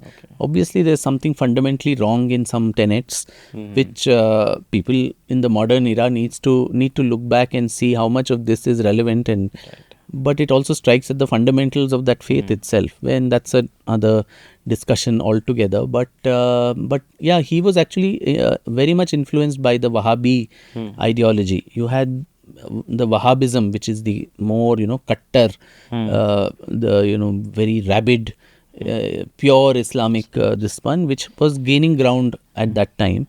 And he was sending these missions everywhere abroad. So maybe some of them got in touch with these Wahhabis. So a lot of that ideology you see infiltrating Mysorean polity also. And during the two wars, as I said, he was sending these emissaries everywhere. Just 2 years before his death, he sends a mission to Afghanistan, to Zaman Shah of the Durrani family in Afghanistan, saying a very clear plan. He says, you invade India, and together let us do this over 2 years. In the first year, let us cleanse the whole of northern India from Kafirs, which means, all the Rajputs and the Jats and Sikhs and everybody. And then the next year, the South India, so whether it is the Marathas, we'll kill both of them. Then both of us, let us meet midway and let us divide this whole subcontinent among ourselves and declare India as an Islamic caliphate. Those are his own letters to Zaman Shah. And Zaman Shah actually writes back saying, I am happy to do this. Let's collaborate on this. Then he also sends, so these letters are being watched with alarm by the British. And they're all quite unhappy with Cornwallis, saying at a time when he would have just killed him and got done, he gave him another lease of life. So they were gathering evidence against him bit by bit, saying, why you're a threat. And he was unmindful of that. No good counselors. He had started making everyone, distrust him, especially not only the Hindus. Hindus had started deserting him because of his bigotry, but even Muslims. His own prime minister was Mir Sadiq, who turned traitor. The Kiledar of Srirangpatna was this guy called Mir Nadeem who turns traitor. So everyone thought he was just losing it. He was in Delulu half the time, and no clear thinking at all. And so French, letters also to Mauritius, to Paris, you're sending all these, letters. He's also exchanges a letter to Napoleon Bonaparte, who's himself fighting wars all over there at that time after the French Revolution, and saying that, you invade India and let's together get rid of the British. So the British were gathering all this, and so when Wellesley comes, he says, let's kill to the finish, not give him another lease of life. And he makes so many strategic blunders. I document it bit by bit. It's almost a sad, tragic downfall. But he was responsible for it himself because he had no good, completely surrounded by sycophants who would not tell him the truth. And he started having all these megalomaniac illusions of grandeur, that I am so great, I can do no wrong, I can face read you, I can, all kinds of stupid, beliefs. And so it so happens that when the British finally encircled Srirangpatna in 1799, there was a news that the once, impregnable fort of Srirangpatna, there is a breach that they have made. Now the news reaches him. He doesn't even take it seriously. He believes some fellows who will take him to some place and show some stones that have fallen and say, "Ha, ye theek kar denge, we'll get it repaired, you go relax." But actually the breach is somewhere else, waiting with wide open arms for the British to enter the fort. And even on that morning of 4th May, he's sitting with Jyotishis and other people, both Hindu and Muslim, and they're telling him all kinds of rituals to do. There's a iron pot full of oil, and you have to look into it and your reflection. So, nazar utarne ke liye type of a thing, and giving some grants and elephants and something to various people. And after that, he's just sat down to break his bread and have his meal. The people come and say the British are at knocking distance inside the fort, and he's so scared, and he leaves his food. Lot of people had told him that there is a secret passage through which you can escape, live to fight another day, regroup yourself and come back. He tries that also, but these Mir Nadeem and Mir Sadiq, whom I mentioned, they block those doors. They know what are the exit routes, so all of it is blocked. And quite late in the day, he realizes that, okay, they have all turned traitor, so I have to go myself and fight. So he gets on his favorite horse, Mir, and goes to fight. He thinks if the Sultan himself is on the battlefield, it will invigorate all the soldiers. Now the soldiers also, at the time when the British are expected to come in, it's all choreographed by traitors inside. All the soldiers are taken away to some room and locked in the pretext of paying their salaries. So salary, they're thinking that, salary payment day, everyone goes. Well, the British happily walk through the fort without any, resistance. And that is when he realizes that nobody is there to stand with me. And there's only his physician who comes along with him, Raja Khan. And while they're going, there's a huge, volley of something that hits him, and the mayor dies, and he tumbles and falls, and he gets stuck amidst a huge heap of dead bodies. And from there, I think those Raja Khan's memoirs, which are there, he says, we were looking at how the entire thing was crumbling in front of us. Dead bodies, mangled masses going all over, dead bodies burning. Suddenly a huge ammunition thing burns up. There's a inferno of sorts. And this man, imagine, he is sitting there and literally seeing his kingdom crumble in front of his eyes. And at that time, some British soldiers, he's lost his turban also. Correct. And so some British soldiers who are coming in, they look at this guy. He's wearing a very bejeweled sword belt. And they don't know that it's the Mysore Sultan who's there. They think some common guy, and they say, "Give that to me," and he resists. And they try to take it, and he tries to play his sword, and they get very annoyed, and they take a pistol and shoot him dead and take that belt and go away. And Raja Khan is still alive, but he hides under the corpses to be this one. By sunset, nobody knows where Tipu Sultan has gone. Has he run away? Has he hidden inside the women's apartments? No one knows. The British enter his palace. All his sons are so scared to see the enemy at the door. Nobody knows. They go and search the Zanana. Nowhere he is to be found. They thought he has escaped. Then, they say, let's go on a search party to find him somewhere. So, by then it is dark night with the mashals. They're all going through and by then Srirangpatna has become a rampart from hell, Right. with dead bodies and vultures and burning flesh and all of this. And there they hear someone moan, and that is Raja Khan. And then he says, the last I saw Sultan was that side. And when they go there, amidst a heap of dead bodies, they move it, and in the middle of that, they find him. His eyes are wide open, and his hands are clasping the sword. His body is still warm. The British actually think he's alive, and he may just spring up and, attack them. And these are eyewitness accounts of Alexander Beetson. Illustration on that. Yes, I think yes. part, right. Allen, Beetson, all these people who go on that trail. And then they discover the body and they bring it back and they realize he's dead. And they give him a ceremonial burial and all of that in Srirangpatna at the Gumbas. And the children are packed off. His family had 25 children, 13 boys, 12 girls, 600 women. All of them packed off from Srirangpatna and sent to Vellore, so that they are in the Madras region. And there they try to instigate this rebellion. And that is when the British said, we've had enough of them and we'll send them all to Calcutta, right under the Governor General's nose, so that they don't do any more conspiracies. And it is said that the family of Tipu Sultan is still there in Calcutta, some remnants. Many of the sons die on the way from south to the east. Some die in Calcutta under very terrible circumstances. Some, the families living in great poverty and all of that. But many people say, this is a kind of poetic justice. They started from there, when the Hyder was stuck in that Nagada, owing money to a debtor, to coming now to another state of poverty. But in the middle, you had these 40 years of an interregnum where father and son actually changed the course not only of Mysore, but I would say Indian history as well. Correct.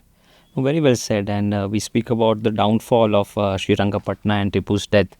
Tipu, known as the Sher-e Mysore, the king of Mysore. And, what stood out at the end of his entire story was just big eyes and dead body, and amidst all the dead bodies over there. So it goes on to also show that the Britishers really wanted to eliminate anything that comes their way.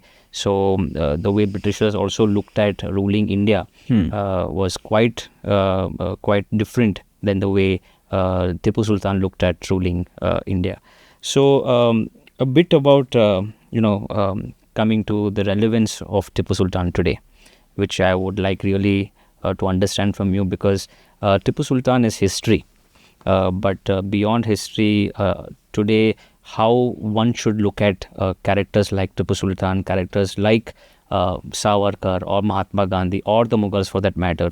How do you think students and young India should feel about Tipu Sultan and so-called rulers in India? Do they look at them as, of course, we're not trying to debate between freedom fighters versus just rulers, but in general, looking at students and the relevance of young India, how should young India look at historical figures?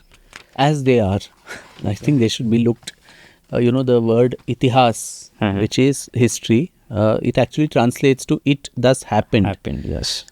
So I think extrapolating these characters with definitions and yardsticks of today, to say Tipu is secular, that one is, I think it just doesn't make sense at all. So this is the complexity of this man and of his father and of other people. So the book is not only about him, but I think in the process what I've tried to paint is also a picture of the larger landscape of India in the 18th century. Who are the other players and characters, how most of them eventually ended up failing India, which is why India finally fell. So I think instead of getting too sentimentally attached to some of these people, which is how it happens, one must also draw lessons from there. There would be good elements of their rule, but also remember what are the bad things they did, and those also should be emphasized. Now, in Karnataka, of course, it is a huge controversial thing. So if the Congress comes to power, there will be one Tipu Jayanti. If the BJP comes, they will say we'll remove Tipu from the textbooks. I don't subscribe to both.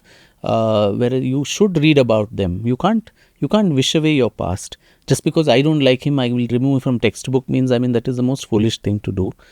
You have to read about everyone, the good, the bad, the ugly. And then that is how a young Indian will understand what are the positives also, but the huge negatives of a person which should not become role models for today's generation. So I think a very balanced and nuanced view of history and historical characters is essential. So much we get emotional about Tipu, right? I mean, this Tipu Jayanti, which led to such a repolarization. Yes. Section 144 has to be imposed. Right. 2 people were killed in firing in Kodagu and all of this. And everyone, I mean, the Christians of Mangalore, the Mandya Mayangars, the Kodavas, all of them came out in protest. It was not a political thing only. There's intergenerational memories and trauma associated with whatever happened. So in such a case, we get so to politicize it, we do all this. But actual legacy of Tipu Sultan has the same government which has spent so much of taxpayers' money to do this silly Jayanti. Have they bothered to, renovate his fort? Even his very interesting thought. Yes. I mean, look at his. If you go a little beyond the airport, Devanhalli airport, there is a fair. You can't even make out. There's a small board which says birthplace of Tipu Sultan. So if you actually go there and see, it's a completely broken fort. Occupied by all kinds of antisocial elements, and there is nothing to commemoralize that spot. Foundries where he made these armories and maddus and so on, those are getting destroyed. His fort in Srirangpatna, or if you actually take a visitor who comes to Srirangpatna, take them through the trail of what the last day, 4th May, where did the British come from, where did they go, you should have a guided tour for people to go and see how Mysore eventually fell.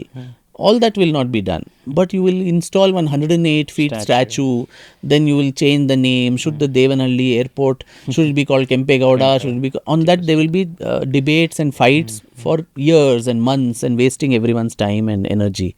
I think all of us in Bangalore... Very rightly said that the government should look at it in a way, if there's history, how to keep the richness of the history alive. That's very important, which is not happening, which is happening very well in the West. Right? Or in European countries where they preserve history. Correct. They make history a place where today's youth can come and see their past. Correct. Which is not happening in India. I wouldn't say it's not happening particularly in Karnataka. All over India. Throughout the country. Correct. Maybe except Rajasthan, which knows how to maintain and also showcase its heritage. I mean, even in Maharashtra, Chhatrapati Shivaji Maharaj is an icon. Everything from an airport to the railway terminus, everything is named. If you just say Shivaji, there'll be some people who will come and beat you up. You have to say Chhatrapati Shivaji Maharaj. But his forts across, and Shivaji's greatest power was the fortifications that he built. Nothing. Most of those are in such a bad shape. And including the Shaniwar Wada, the Peshwa's palaces there, those also in a very, very bad disrepair. In Srirangpatna, as I'm saying, it would be such a lovely thing for someone of us. If you go to Srirangpatna today, the fort has been broken, after the British invaded. Correct. There are some pieces here and there. If we go on a guided field tour, saying, the route, you have a map also to see, saying this was the where the breach was, this was where Tipu's palace was. Why can't it be a nice guided immersive tour for the people? Instead, as I said, we are debating foolish things. I don't think Bangaloreans want to know, we will care any less if you call that airport Kempegowda or Tipu Sultan. We would want a high-speed metro train to take you to that in 15 minutes rather than 2.5 hours we take to go from South Bangalore all the way to the airport. But all of people's mind space, media mind space is just hijacked by these, horrible politicians on issues that don't matter, to divert public attention from actual things that really matter. And none of them care for history, because if even the people who made this Tipu Jayanti, if they cared for Tipu Sultan, these elements of his birthplace, his death place, if you are not even showcasing that, then what right have you got to just, waste taxpayers' money on some stupid birth anniversary, which nobody did in 200 years after his death? Very, very well said. And people like yourself who really know the importance of history in today's era or in today's world, you've never thought about changing it or getting into the political side of things. No, not at all. To make things right. I mean, politics can also be good if there are good people or the right people who are entering it. Yeah, I think that needs a different kind of mindset, which I certainly don't have. I have no interest in politics or politicians. I'm just a bystander like all of you, seeing in horror how most of the politicians are ending up ruining this country, this state, this city. Bangalore's the shape in which it is right now, you cry tears of blood every day that, what a beautiful city and what have we led it to. Yeah, I think it needs a different muscle to be a politician. I'm happy being a author, historian, and probably contributing to the intellectual corpus of the country. But your work has definitely sparked debates in the politicians' entire circle, which if at all they manage to read. If they manage to read, that's right. But I think it has to a large extent. And the more you write, the more debates will follow, probably in a very positive way. Hopefully, that's the hope. A bit of your foundation. Has your foundation done anything, or do they have certain agenda of restructuring certain historical figures or or the structures? Does your foundation work towards these things? Totally. So I realized that me writing one book, this book took 5 years to research, write. Right. How many will I be able to write in whatever is left of my life? So I think there's a need to foster new scholarship in Indian history. Okay. And with that aim is what this Foundation for Indian Historical and Cultural Research, FIHCR, came about. We're just about a year old now. And we do multiple things. One is we run a fellowship in the name of the very celebrated nationalist historian, Sir Jadunath Sarkar. Right. So through a nationwide call for applications, people can apply with a proposal that is evaluated, very stringent process, and 5 to 10 people are selected. The first batch is just graduating in August this year, and they are given a very generous grant of 15 lakhs per annum. And a lot of mentorship and support for research, with the ask that at the end of that 1 year, they have to come out with a publish-worthy manuscript. So every year, which is meticulously researched but also popularly accessible for people. Don't couch it in such jargon that no one wants to read that book. So every year, 5 to 10 new books coming out of this fellowship. We're finding hidden talents. In fact, now the second batch applications went out, and we have got almost 200 applications from across India. Some really superlative, proposals, and people with PhDs, postdocs, even 70-plus-year-old people have applied for this fellowship. So that is something, that is one part of the foundation. We also have a group called the Projects Team. The Projects Team. Projects and Research. And so it so happens that a lot of our history is written in languages we don't understand. Sanskrit, Persian, Pali, Prakrit, all of this, and even Sen Tamil, the older. So, me as a modern historian, to start learning all these languages, it will take me a few lifetimes. So we thought, why don't we form a multidisciplinary group where our first project is with the Nalanda University on the rise and fall of Buddhism in Bharat. And so in that, along with the two historians, we also have an archaeologist. We have a scholar of Pali, Prakrit, Tibetan, a Buddhist monk and philosopher, all of us going back to the primary sources as they are, and bringing the evidence out. And that will come in a 3-volume series on the history of Buddhism in India. Is that something you're going to be Yes, it's going to come out. No, the entire team is writing. Yes. So that is just one project. So like this, we have 4-5 projects already running. One is on debunking the whole Aryan invasion theory with latest evidence that has come from various fields. So this also is not a history problem. So our team currently, the multidisciplinary team, has a historian, an archaeologist, a metallurgy specialist, someone who's a molecular biologist and a geneticist, and someone who's into phonetics, and language, Proto-European, language, all of that together, how to, and there's been a lot of scientific evidence which has come now of genetic mapping of the tribes of that time. You had excavations at Rakhigadi and Sinoli and Dholavira and all this, which gives a new view to ancient Indian civilization. So, but that needs to come out in a concise way which common people can understand. It's in some academic journal which with so much of jargon that no one wants to read it. What is the point? Jungle mein mor nacha kisne dekha? So that has to come out in a accessible book. So that is happening. We're also doing something on the Indic models of leadership. Indian models. So when we talk of leadership, we only look to the West and Western frameworks of leadership. But what were our ancestors? There was the Arthashastra, the Chanakyan model. Correct. There was a Niti Sara model. Then there was a Tirukkural model. The Cholas followed. So all of these can be make a framework for that. So what is your role when you are looking at all these I'm the things? the central. You get people. Yes. That's your main. You get people and you align them with your vision. Yes, and then they work together, and I monitor as literally the project overseer, director to see that. And we're doing one on the life of Ahilyabai Holkar, the famous queen of Indore. Right. This is her 300th birth anniversary. So we're doing this in association with the Madhya Pradesh government. So to document her life and achievements. We're doing one on the history of Jaipur and its royal family, one on the Hindu history of Kashmir.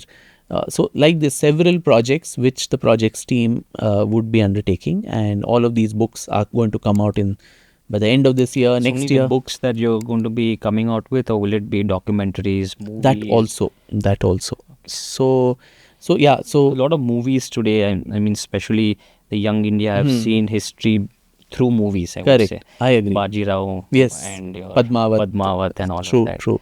So we don't know how much of that is, factuated or something. No, the most of it is is fact-free. drama. Okay. So the third aspect of our foundation is something called Yuva. So which is, I mean, all of this we can do, but if it doesn't reach the youngsters of the country, I think it's a waste. So for children and young adults, how to make history interesting, exciting and inspiring. So for that, we are doing an entire program only for that. Through our efforts, we have reached across India close to 3.5 lakh children in various states. And we just ran a Sri Aurobindo National Essay Writing Competition on Indian history for grades 6 to 9. Got a lot of entries and prizes and all of this. We are producing books. In fact, our first set of Yuva books are going to come out on a new and interesting way of looking at Indian history.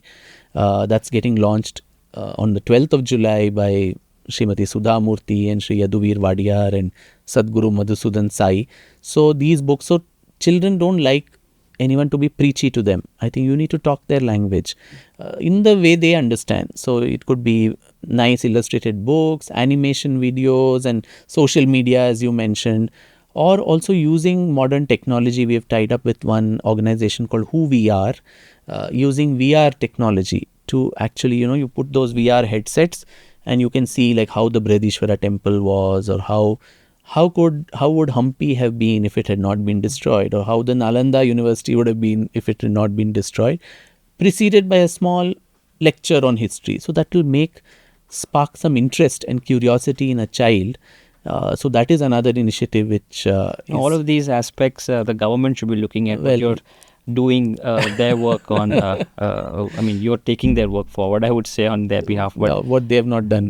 But really amazing to learn all of these things under your foundation. And hopefully at Sapna, at an individual level also, would love to participate in all that you're doing. We would need all the help and support from Sapna, being such a large bookstore chain. And as I mentioned, and I don't mean it as an exaggeration, I think very few bookstores are closing down these days, as you know. But someone who really puts the heart and soul into this whole otherwise very cutthroat just business of selling books. And with the challenges you face of e-commerce and everyone eating into your space, for you to even be doing this is not something that is simple or something that is commonplace. So all credit to you and your group. No, thank you. In fact, a lot of people ask me in terms of who your competitors are. Mm-hmm. And I wouldn't talk about any other bookstore or probably online store or anything of that sort. But our real competitors are those people who don't read. So I think very well put. With books like yours, with authors like yourself, if that competition is broken down, if it doesn't remain a competitors anymore, then I think we've been able to get more readers. Correct. And more readers would mean more books, and more books would be in bookstores doing well, which is the need of the hour in today's society, which is really going down. I wouldn't use the word drain, but it's going haywire, I would say, in many aspects. And there's another major problem, which at least I'm trying to plug in a small way, is, all of this we are chatting now in English. I've written books in English. I think in English, write in English. Speak really well in Hindi, which is quite surprising.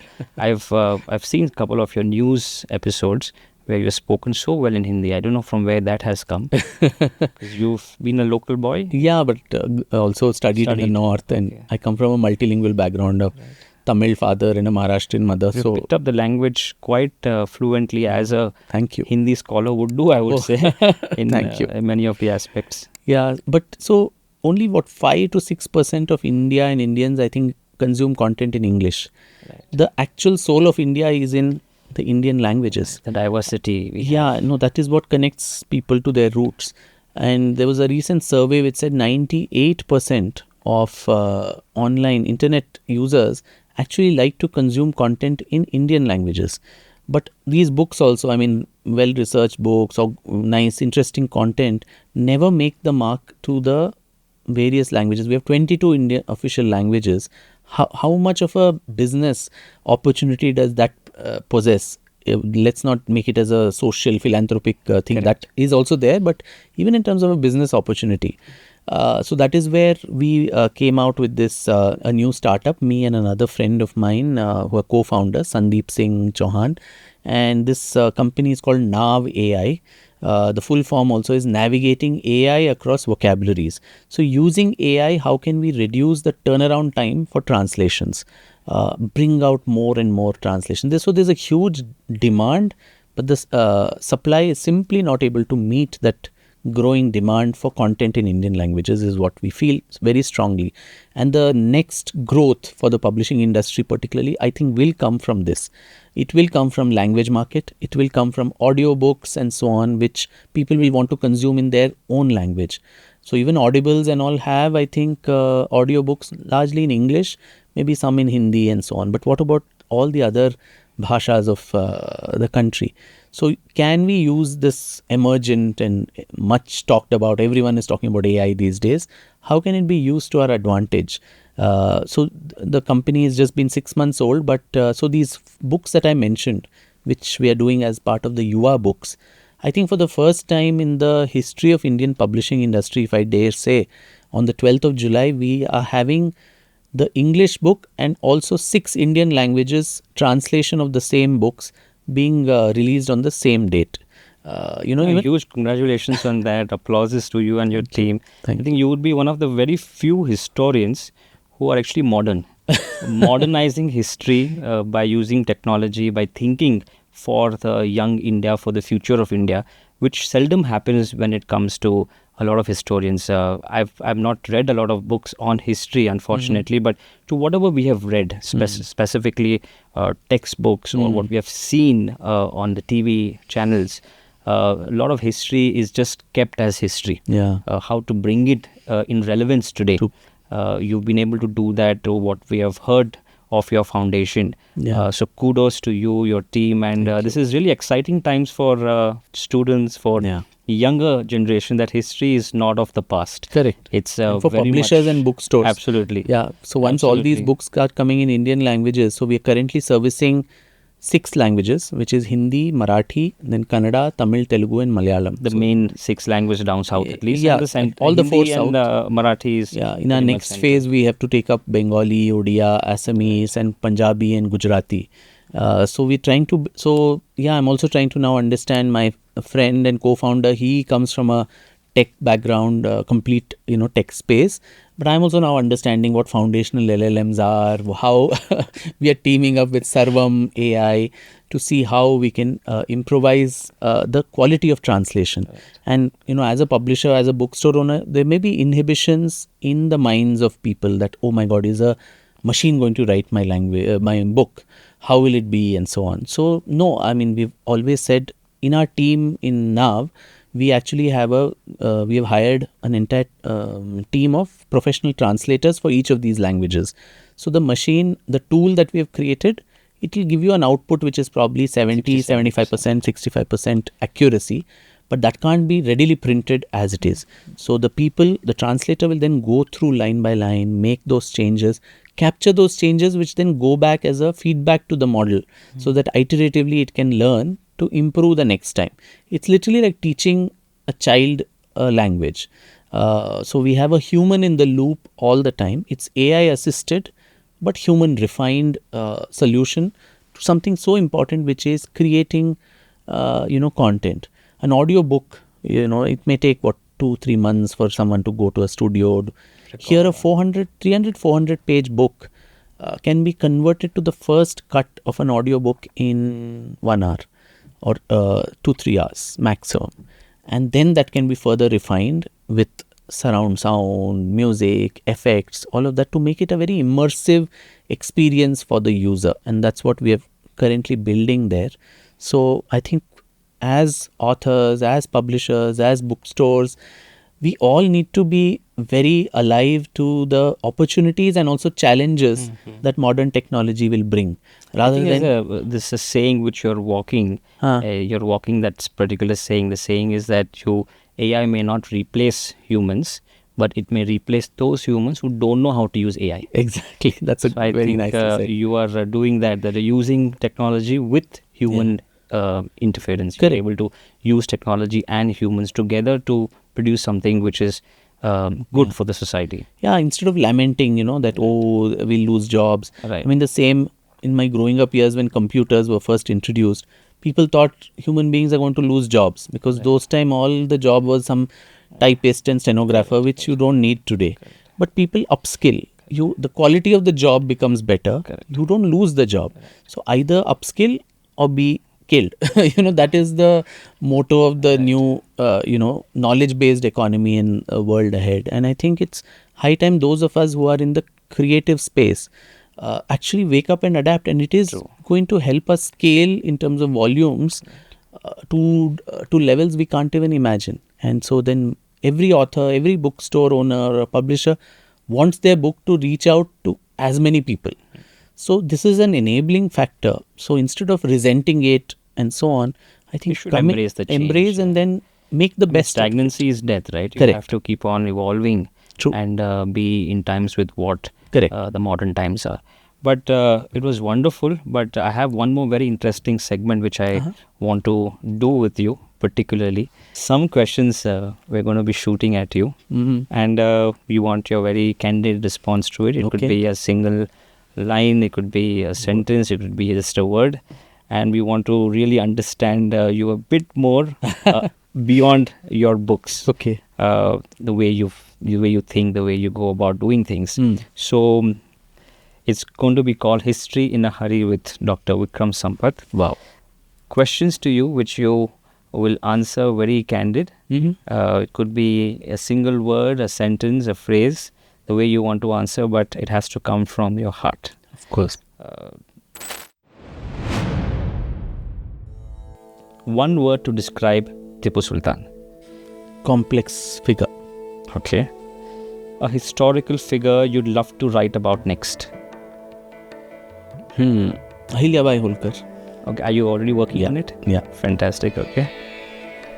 One moment in Indian history you wish you could witness live. The Vijayanagar times. The Vijayanagar dynasty. Yeah, Krishnadevaraya's time. Fantastic. Okay. If Tipu Sultan was alive today, what would shock him about modern India if he was in Mysore right now? That all his armories are in such bad state and people pay lip service to him than anything to retain his legacy. Okay, fantastic. Okay. Hyder Ali or Tipu Sultan, who was a better strategist? Hyder Ali, any day. Any day, okay. A historical myth you wish people would stop believing? About anything in general? Yeah, anything. That we won our freedom through non-violence. Okay, a Savarkar fan here. Not a fan of anyone. Okay. The most underrated ruler in the country? Oh, so many of them. Few on top of your mind? I would say Maharana Bappa Rawal and Lalitaditya Muktapida of the Kashmir Karkota dynasty. Wow, which you would not have heard of. Unheard of. Okay, a bit of homework for me though. Yeah. Okay. Your favorite Indian history book, not written by you? The entire set of Dr. R.C. Majumdar. R.C. Majumdar, okay. Yeah. What has he written last? I mean the history and culture of the peoples of India. It's an 11-volume series. Okay. Start from what year? From the ancient times till the freedom movement. Fantastic, okay. If you could ask Tipu Sultan one question, what would it be? Why were you so brutal to so many people? Are you spiritual? Very much. Is it? Okay. What's harder, digging through 200 years of archives or explaining history on X or Twitter? Any day the latter. Or worse, in news channels where, unlike a podcast where you can speak so much, they're limited time, 15 minute, 20 minute, and people want yes, no answers. Was he good? Was he bad? I mean, everyone wants binary. Shouting at the top of his voice. So I find myself very unequal to that, though I do it. I would love to see you, Sai Deepak and Shashi Tharoor on the same platform. I don't know whether that's happened before, but...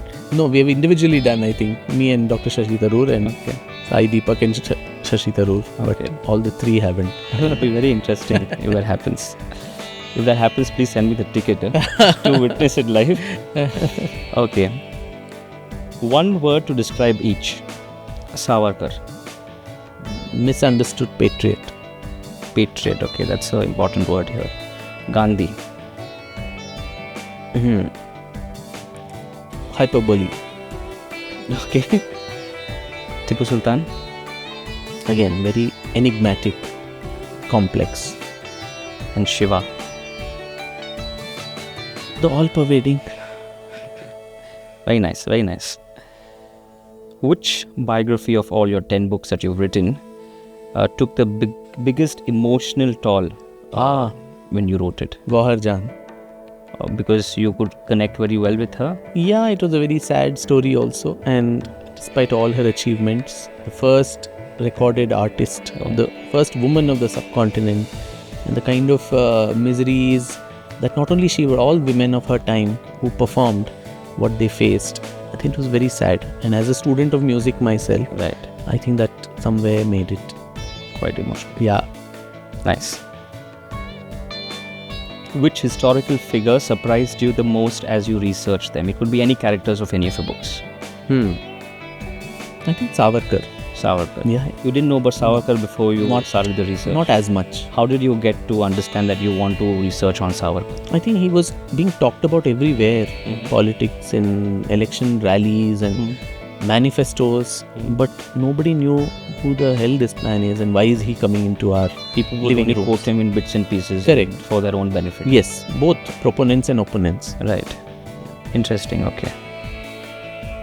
One historical figure you've always admired, it could be in the world or in India, but you've never got a chance to write about it yet. Chhatrapati Shivaji Maharaj. Interesting. Seen the movie or the series? There was a series about him? I think so. There was a movie on his son, Sambhaji Rao, I think. Chava. One criticism of your work that actually made you reflect deeply.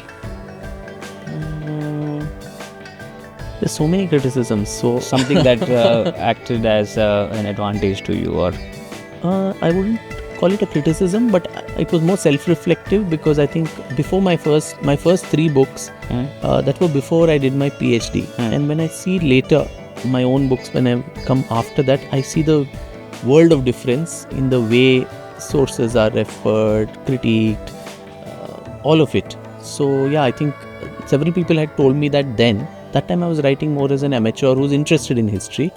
But I think a grounding and training in the craft of a historian is so important. So Goharjan happened before your PhD. Yeah. Was it one of the reasons why you took up music as your subject in PhD? No, music. It was history of music. History of music. Yeah, sorry. yeah. But yeah, that was one reason. But I was always interested in music. Also, I started learning classical music at the age of 5. We have a question on that. Oh, but we'll get there. Yeah. Okay. Are you still coming back to the question? Are you practicing Hindustan classical music? No, I learned Carnatic music. Yeah, Okay. no longer able to practice anymore. Can you sing something for us? Not at all. My gurus will disown me. Is this something that you've just started to practice, or you've been No, from the age of 5. 5? Okay. So I think it's okay for you to sing a line. No, now at least. I've just lost touch because now talking all the time. Okay. I think Sangeet and Sahitya, you have to choose one of the two. I don't think both is very much possible. But I'd learnt under several. I was very fortunate to be, exposed to it at a young age by my parents and my maternal grandmother. I had very eminent gurus in Bangalore initially with Vidwan Srivatsa, then Vidwan D.V. Nagaraj. Then I had the honor of learning under two very, famous musicians. Okay. One is Srimati Bombay Jayashree and Dr. Jayanti Kumresh. Wasn't she the one who sang Sigara, the Zara Zara. Zara Zara? Yeah, Okay. people remember that. But moment. poor lady has decades of training in singing Todi and Bhairavi, which people forget. Even the Life of Pi, she had sung for that.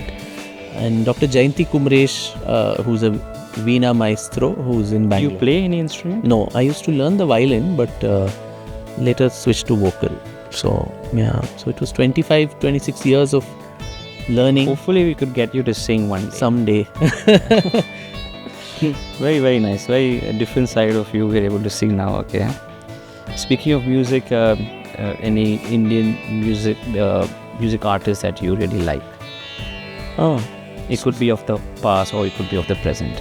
the present, two of my favorites in Hindustani is of course Kaushiki Chakraborty and Sikil Gurucharan in Carnatic music, who's also a dear friend. In fact, both of them are friends and I just binge hear them both. Like beautiful voices. This apart from my gurus Jayashree Akka and Jayanti Akka. How much time do you give to music in your day-to-day schedule? Nowadays it's just dwindled. Before it used to be like several hours of practice, including waking up at 4:30 to keep your voice. Yeah. Now it's all gone because of this constant talking on podcasts and book launches. But we already discussed we're going to be having you for another time. Yeah, then I'll probably hum a bit. Perfect. Okay. Couple of last questions. Your dream panel. If you could host a dinner with any 3 historical figures, who would you choose and why? 3 historical figures of the past. Historical figures of the past. Yeah. Wow. That's a tricky one. Whom do I choose? There's so many of them. If you want to choose more than 3, it's allowed. Okay. But minimum 3. Minimum 3. Okay. I'm very fascinated by Lakshmi Amarni, Maharani Lakshmi Amarni for sure. Then from Assam, this man called Lachit Barphukan, who won a huge battle against Aurangzeb's army in the Battle of Sarai Ghat. Like to meet him and understand why and how did he manage that. Do you dream about these people? Most often. Seriously? Schizophrenia of kinds. You're so much caught in the past. Yeah. Right? And oh yes, of course, Goharjan. How can I not invite her?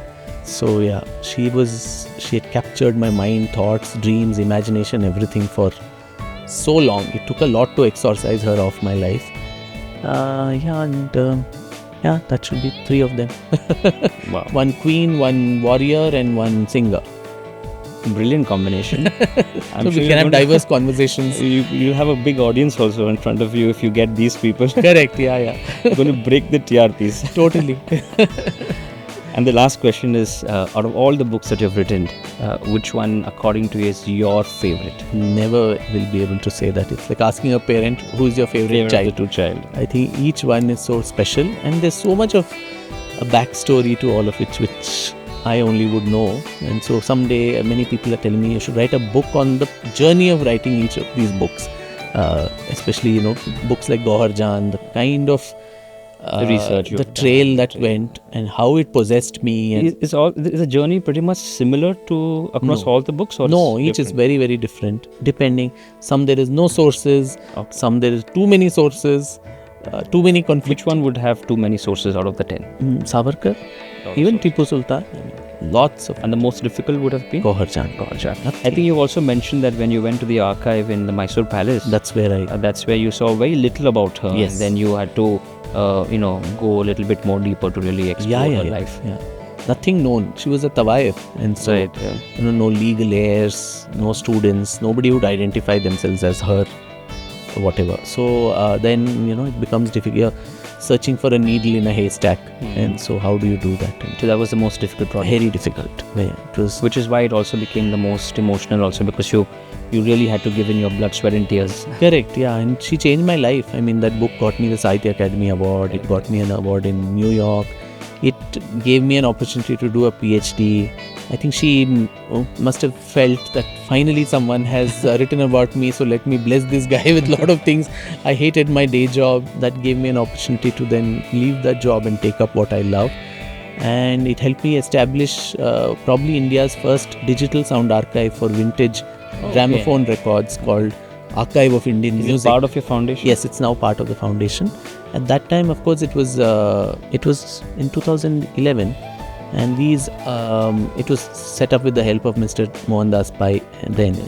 And then, of course, if you go to SoundCloud and Google Archive of Indian Music on it, search for it, you will have about 2,000 tracks free of cost dating back to 1902, which people can listen freely from the comfort of their home. So that was set up then. Now it's come under the part of the foundation. And FIHCR would not have been possible without my friend Bhavesh Agarwal, who supported the entire journey. So a lot of these people... Ola, yes. So without a lot of these people's support, very few people, Bhavesh is one who actually puts his money where his mouth is. Most corporates just talk. When it comes to culture, heritage, history, literature, no one wants to invest in that. Correct. But for him to be very generous with his time, with his money, with his support, more than just giving money is one. Ola is also helping us build the team through the Ola Foundation. That itself is something very great. Well, fantastic, and that's a wrap. Thank you. Excellent conversations. I'm sorry if I've missed certain points in any of we covered all of it. Our talks. But I look forward to meeting you again and doing a couple of more, if not just one more. With pleasure. Thank you. Thank you so much for your time. Thank you so much.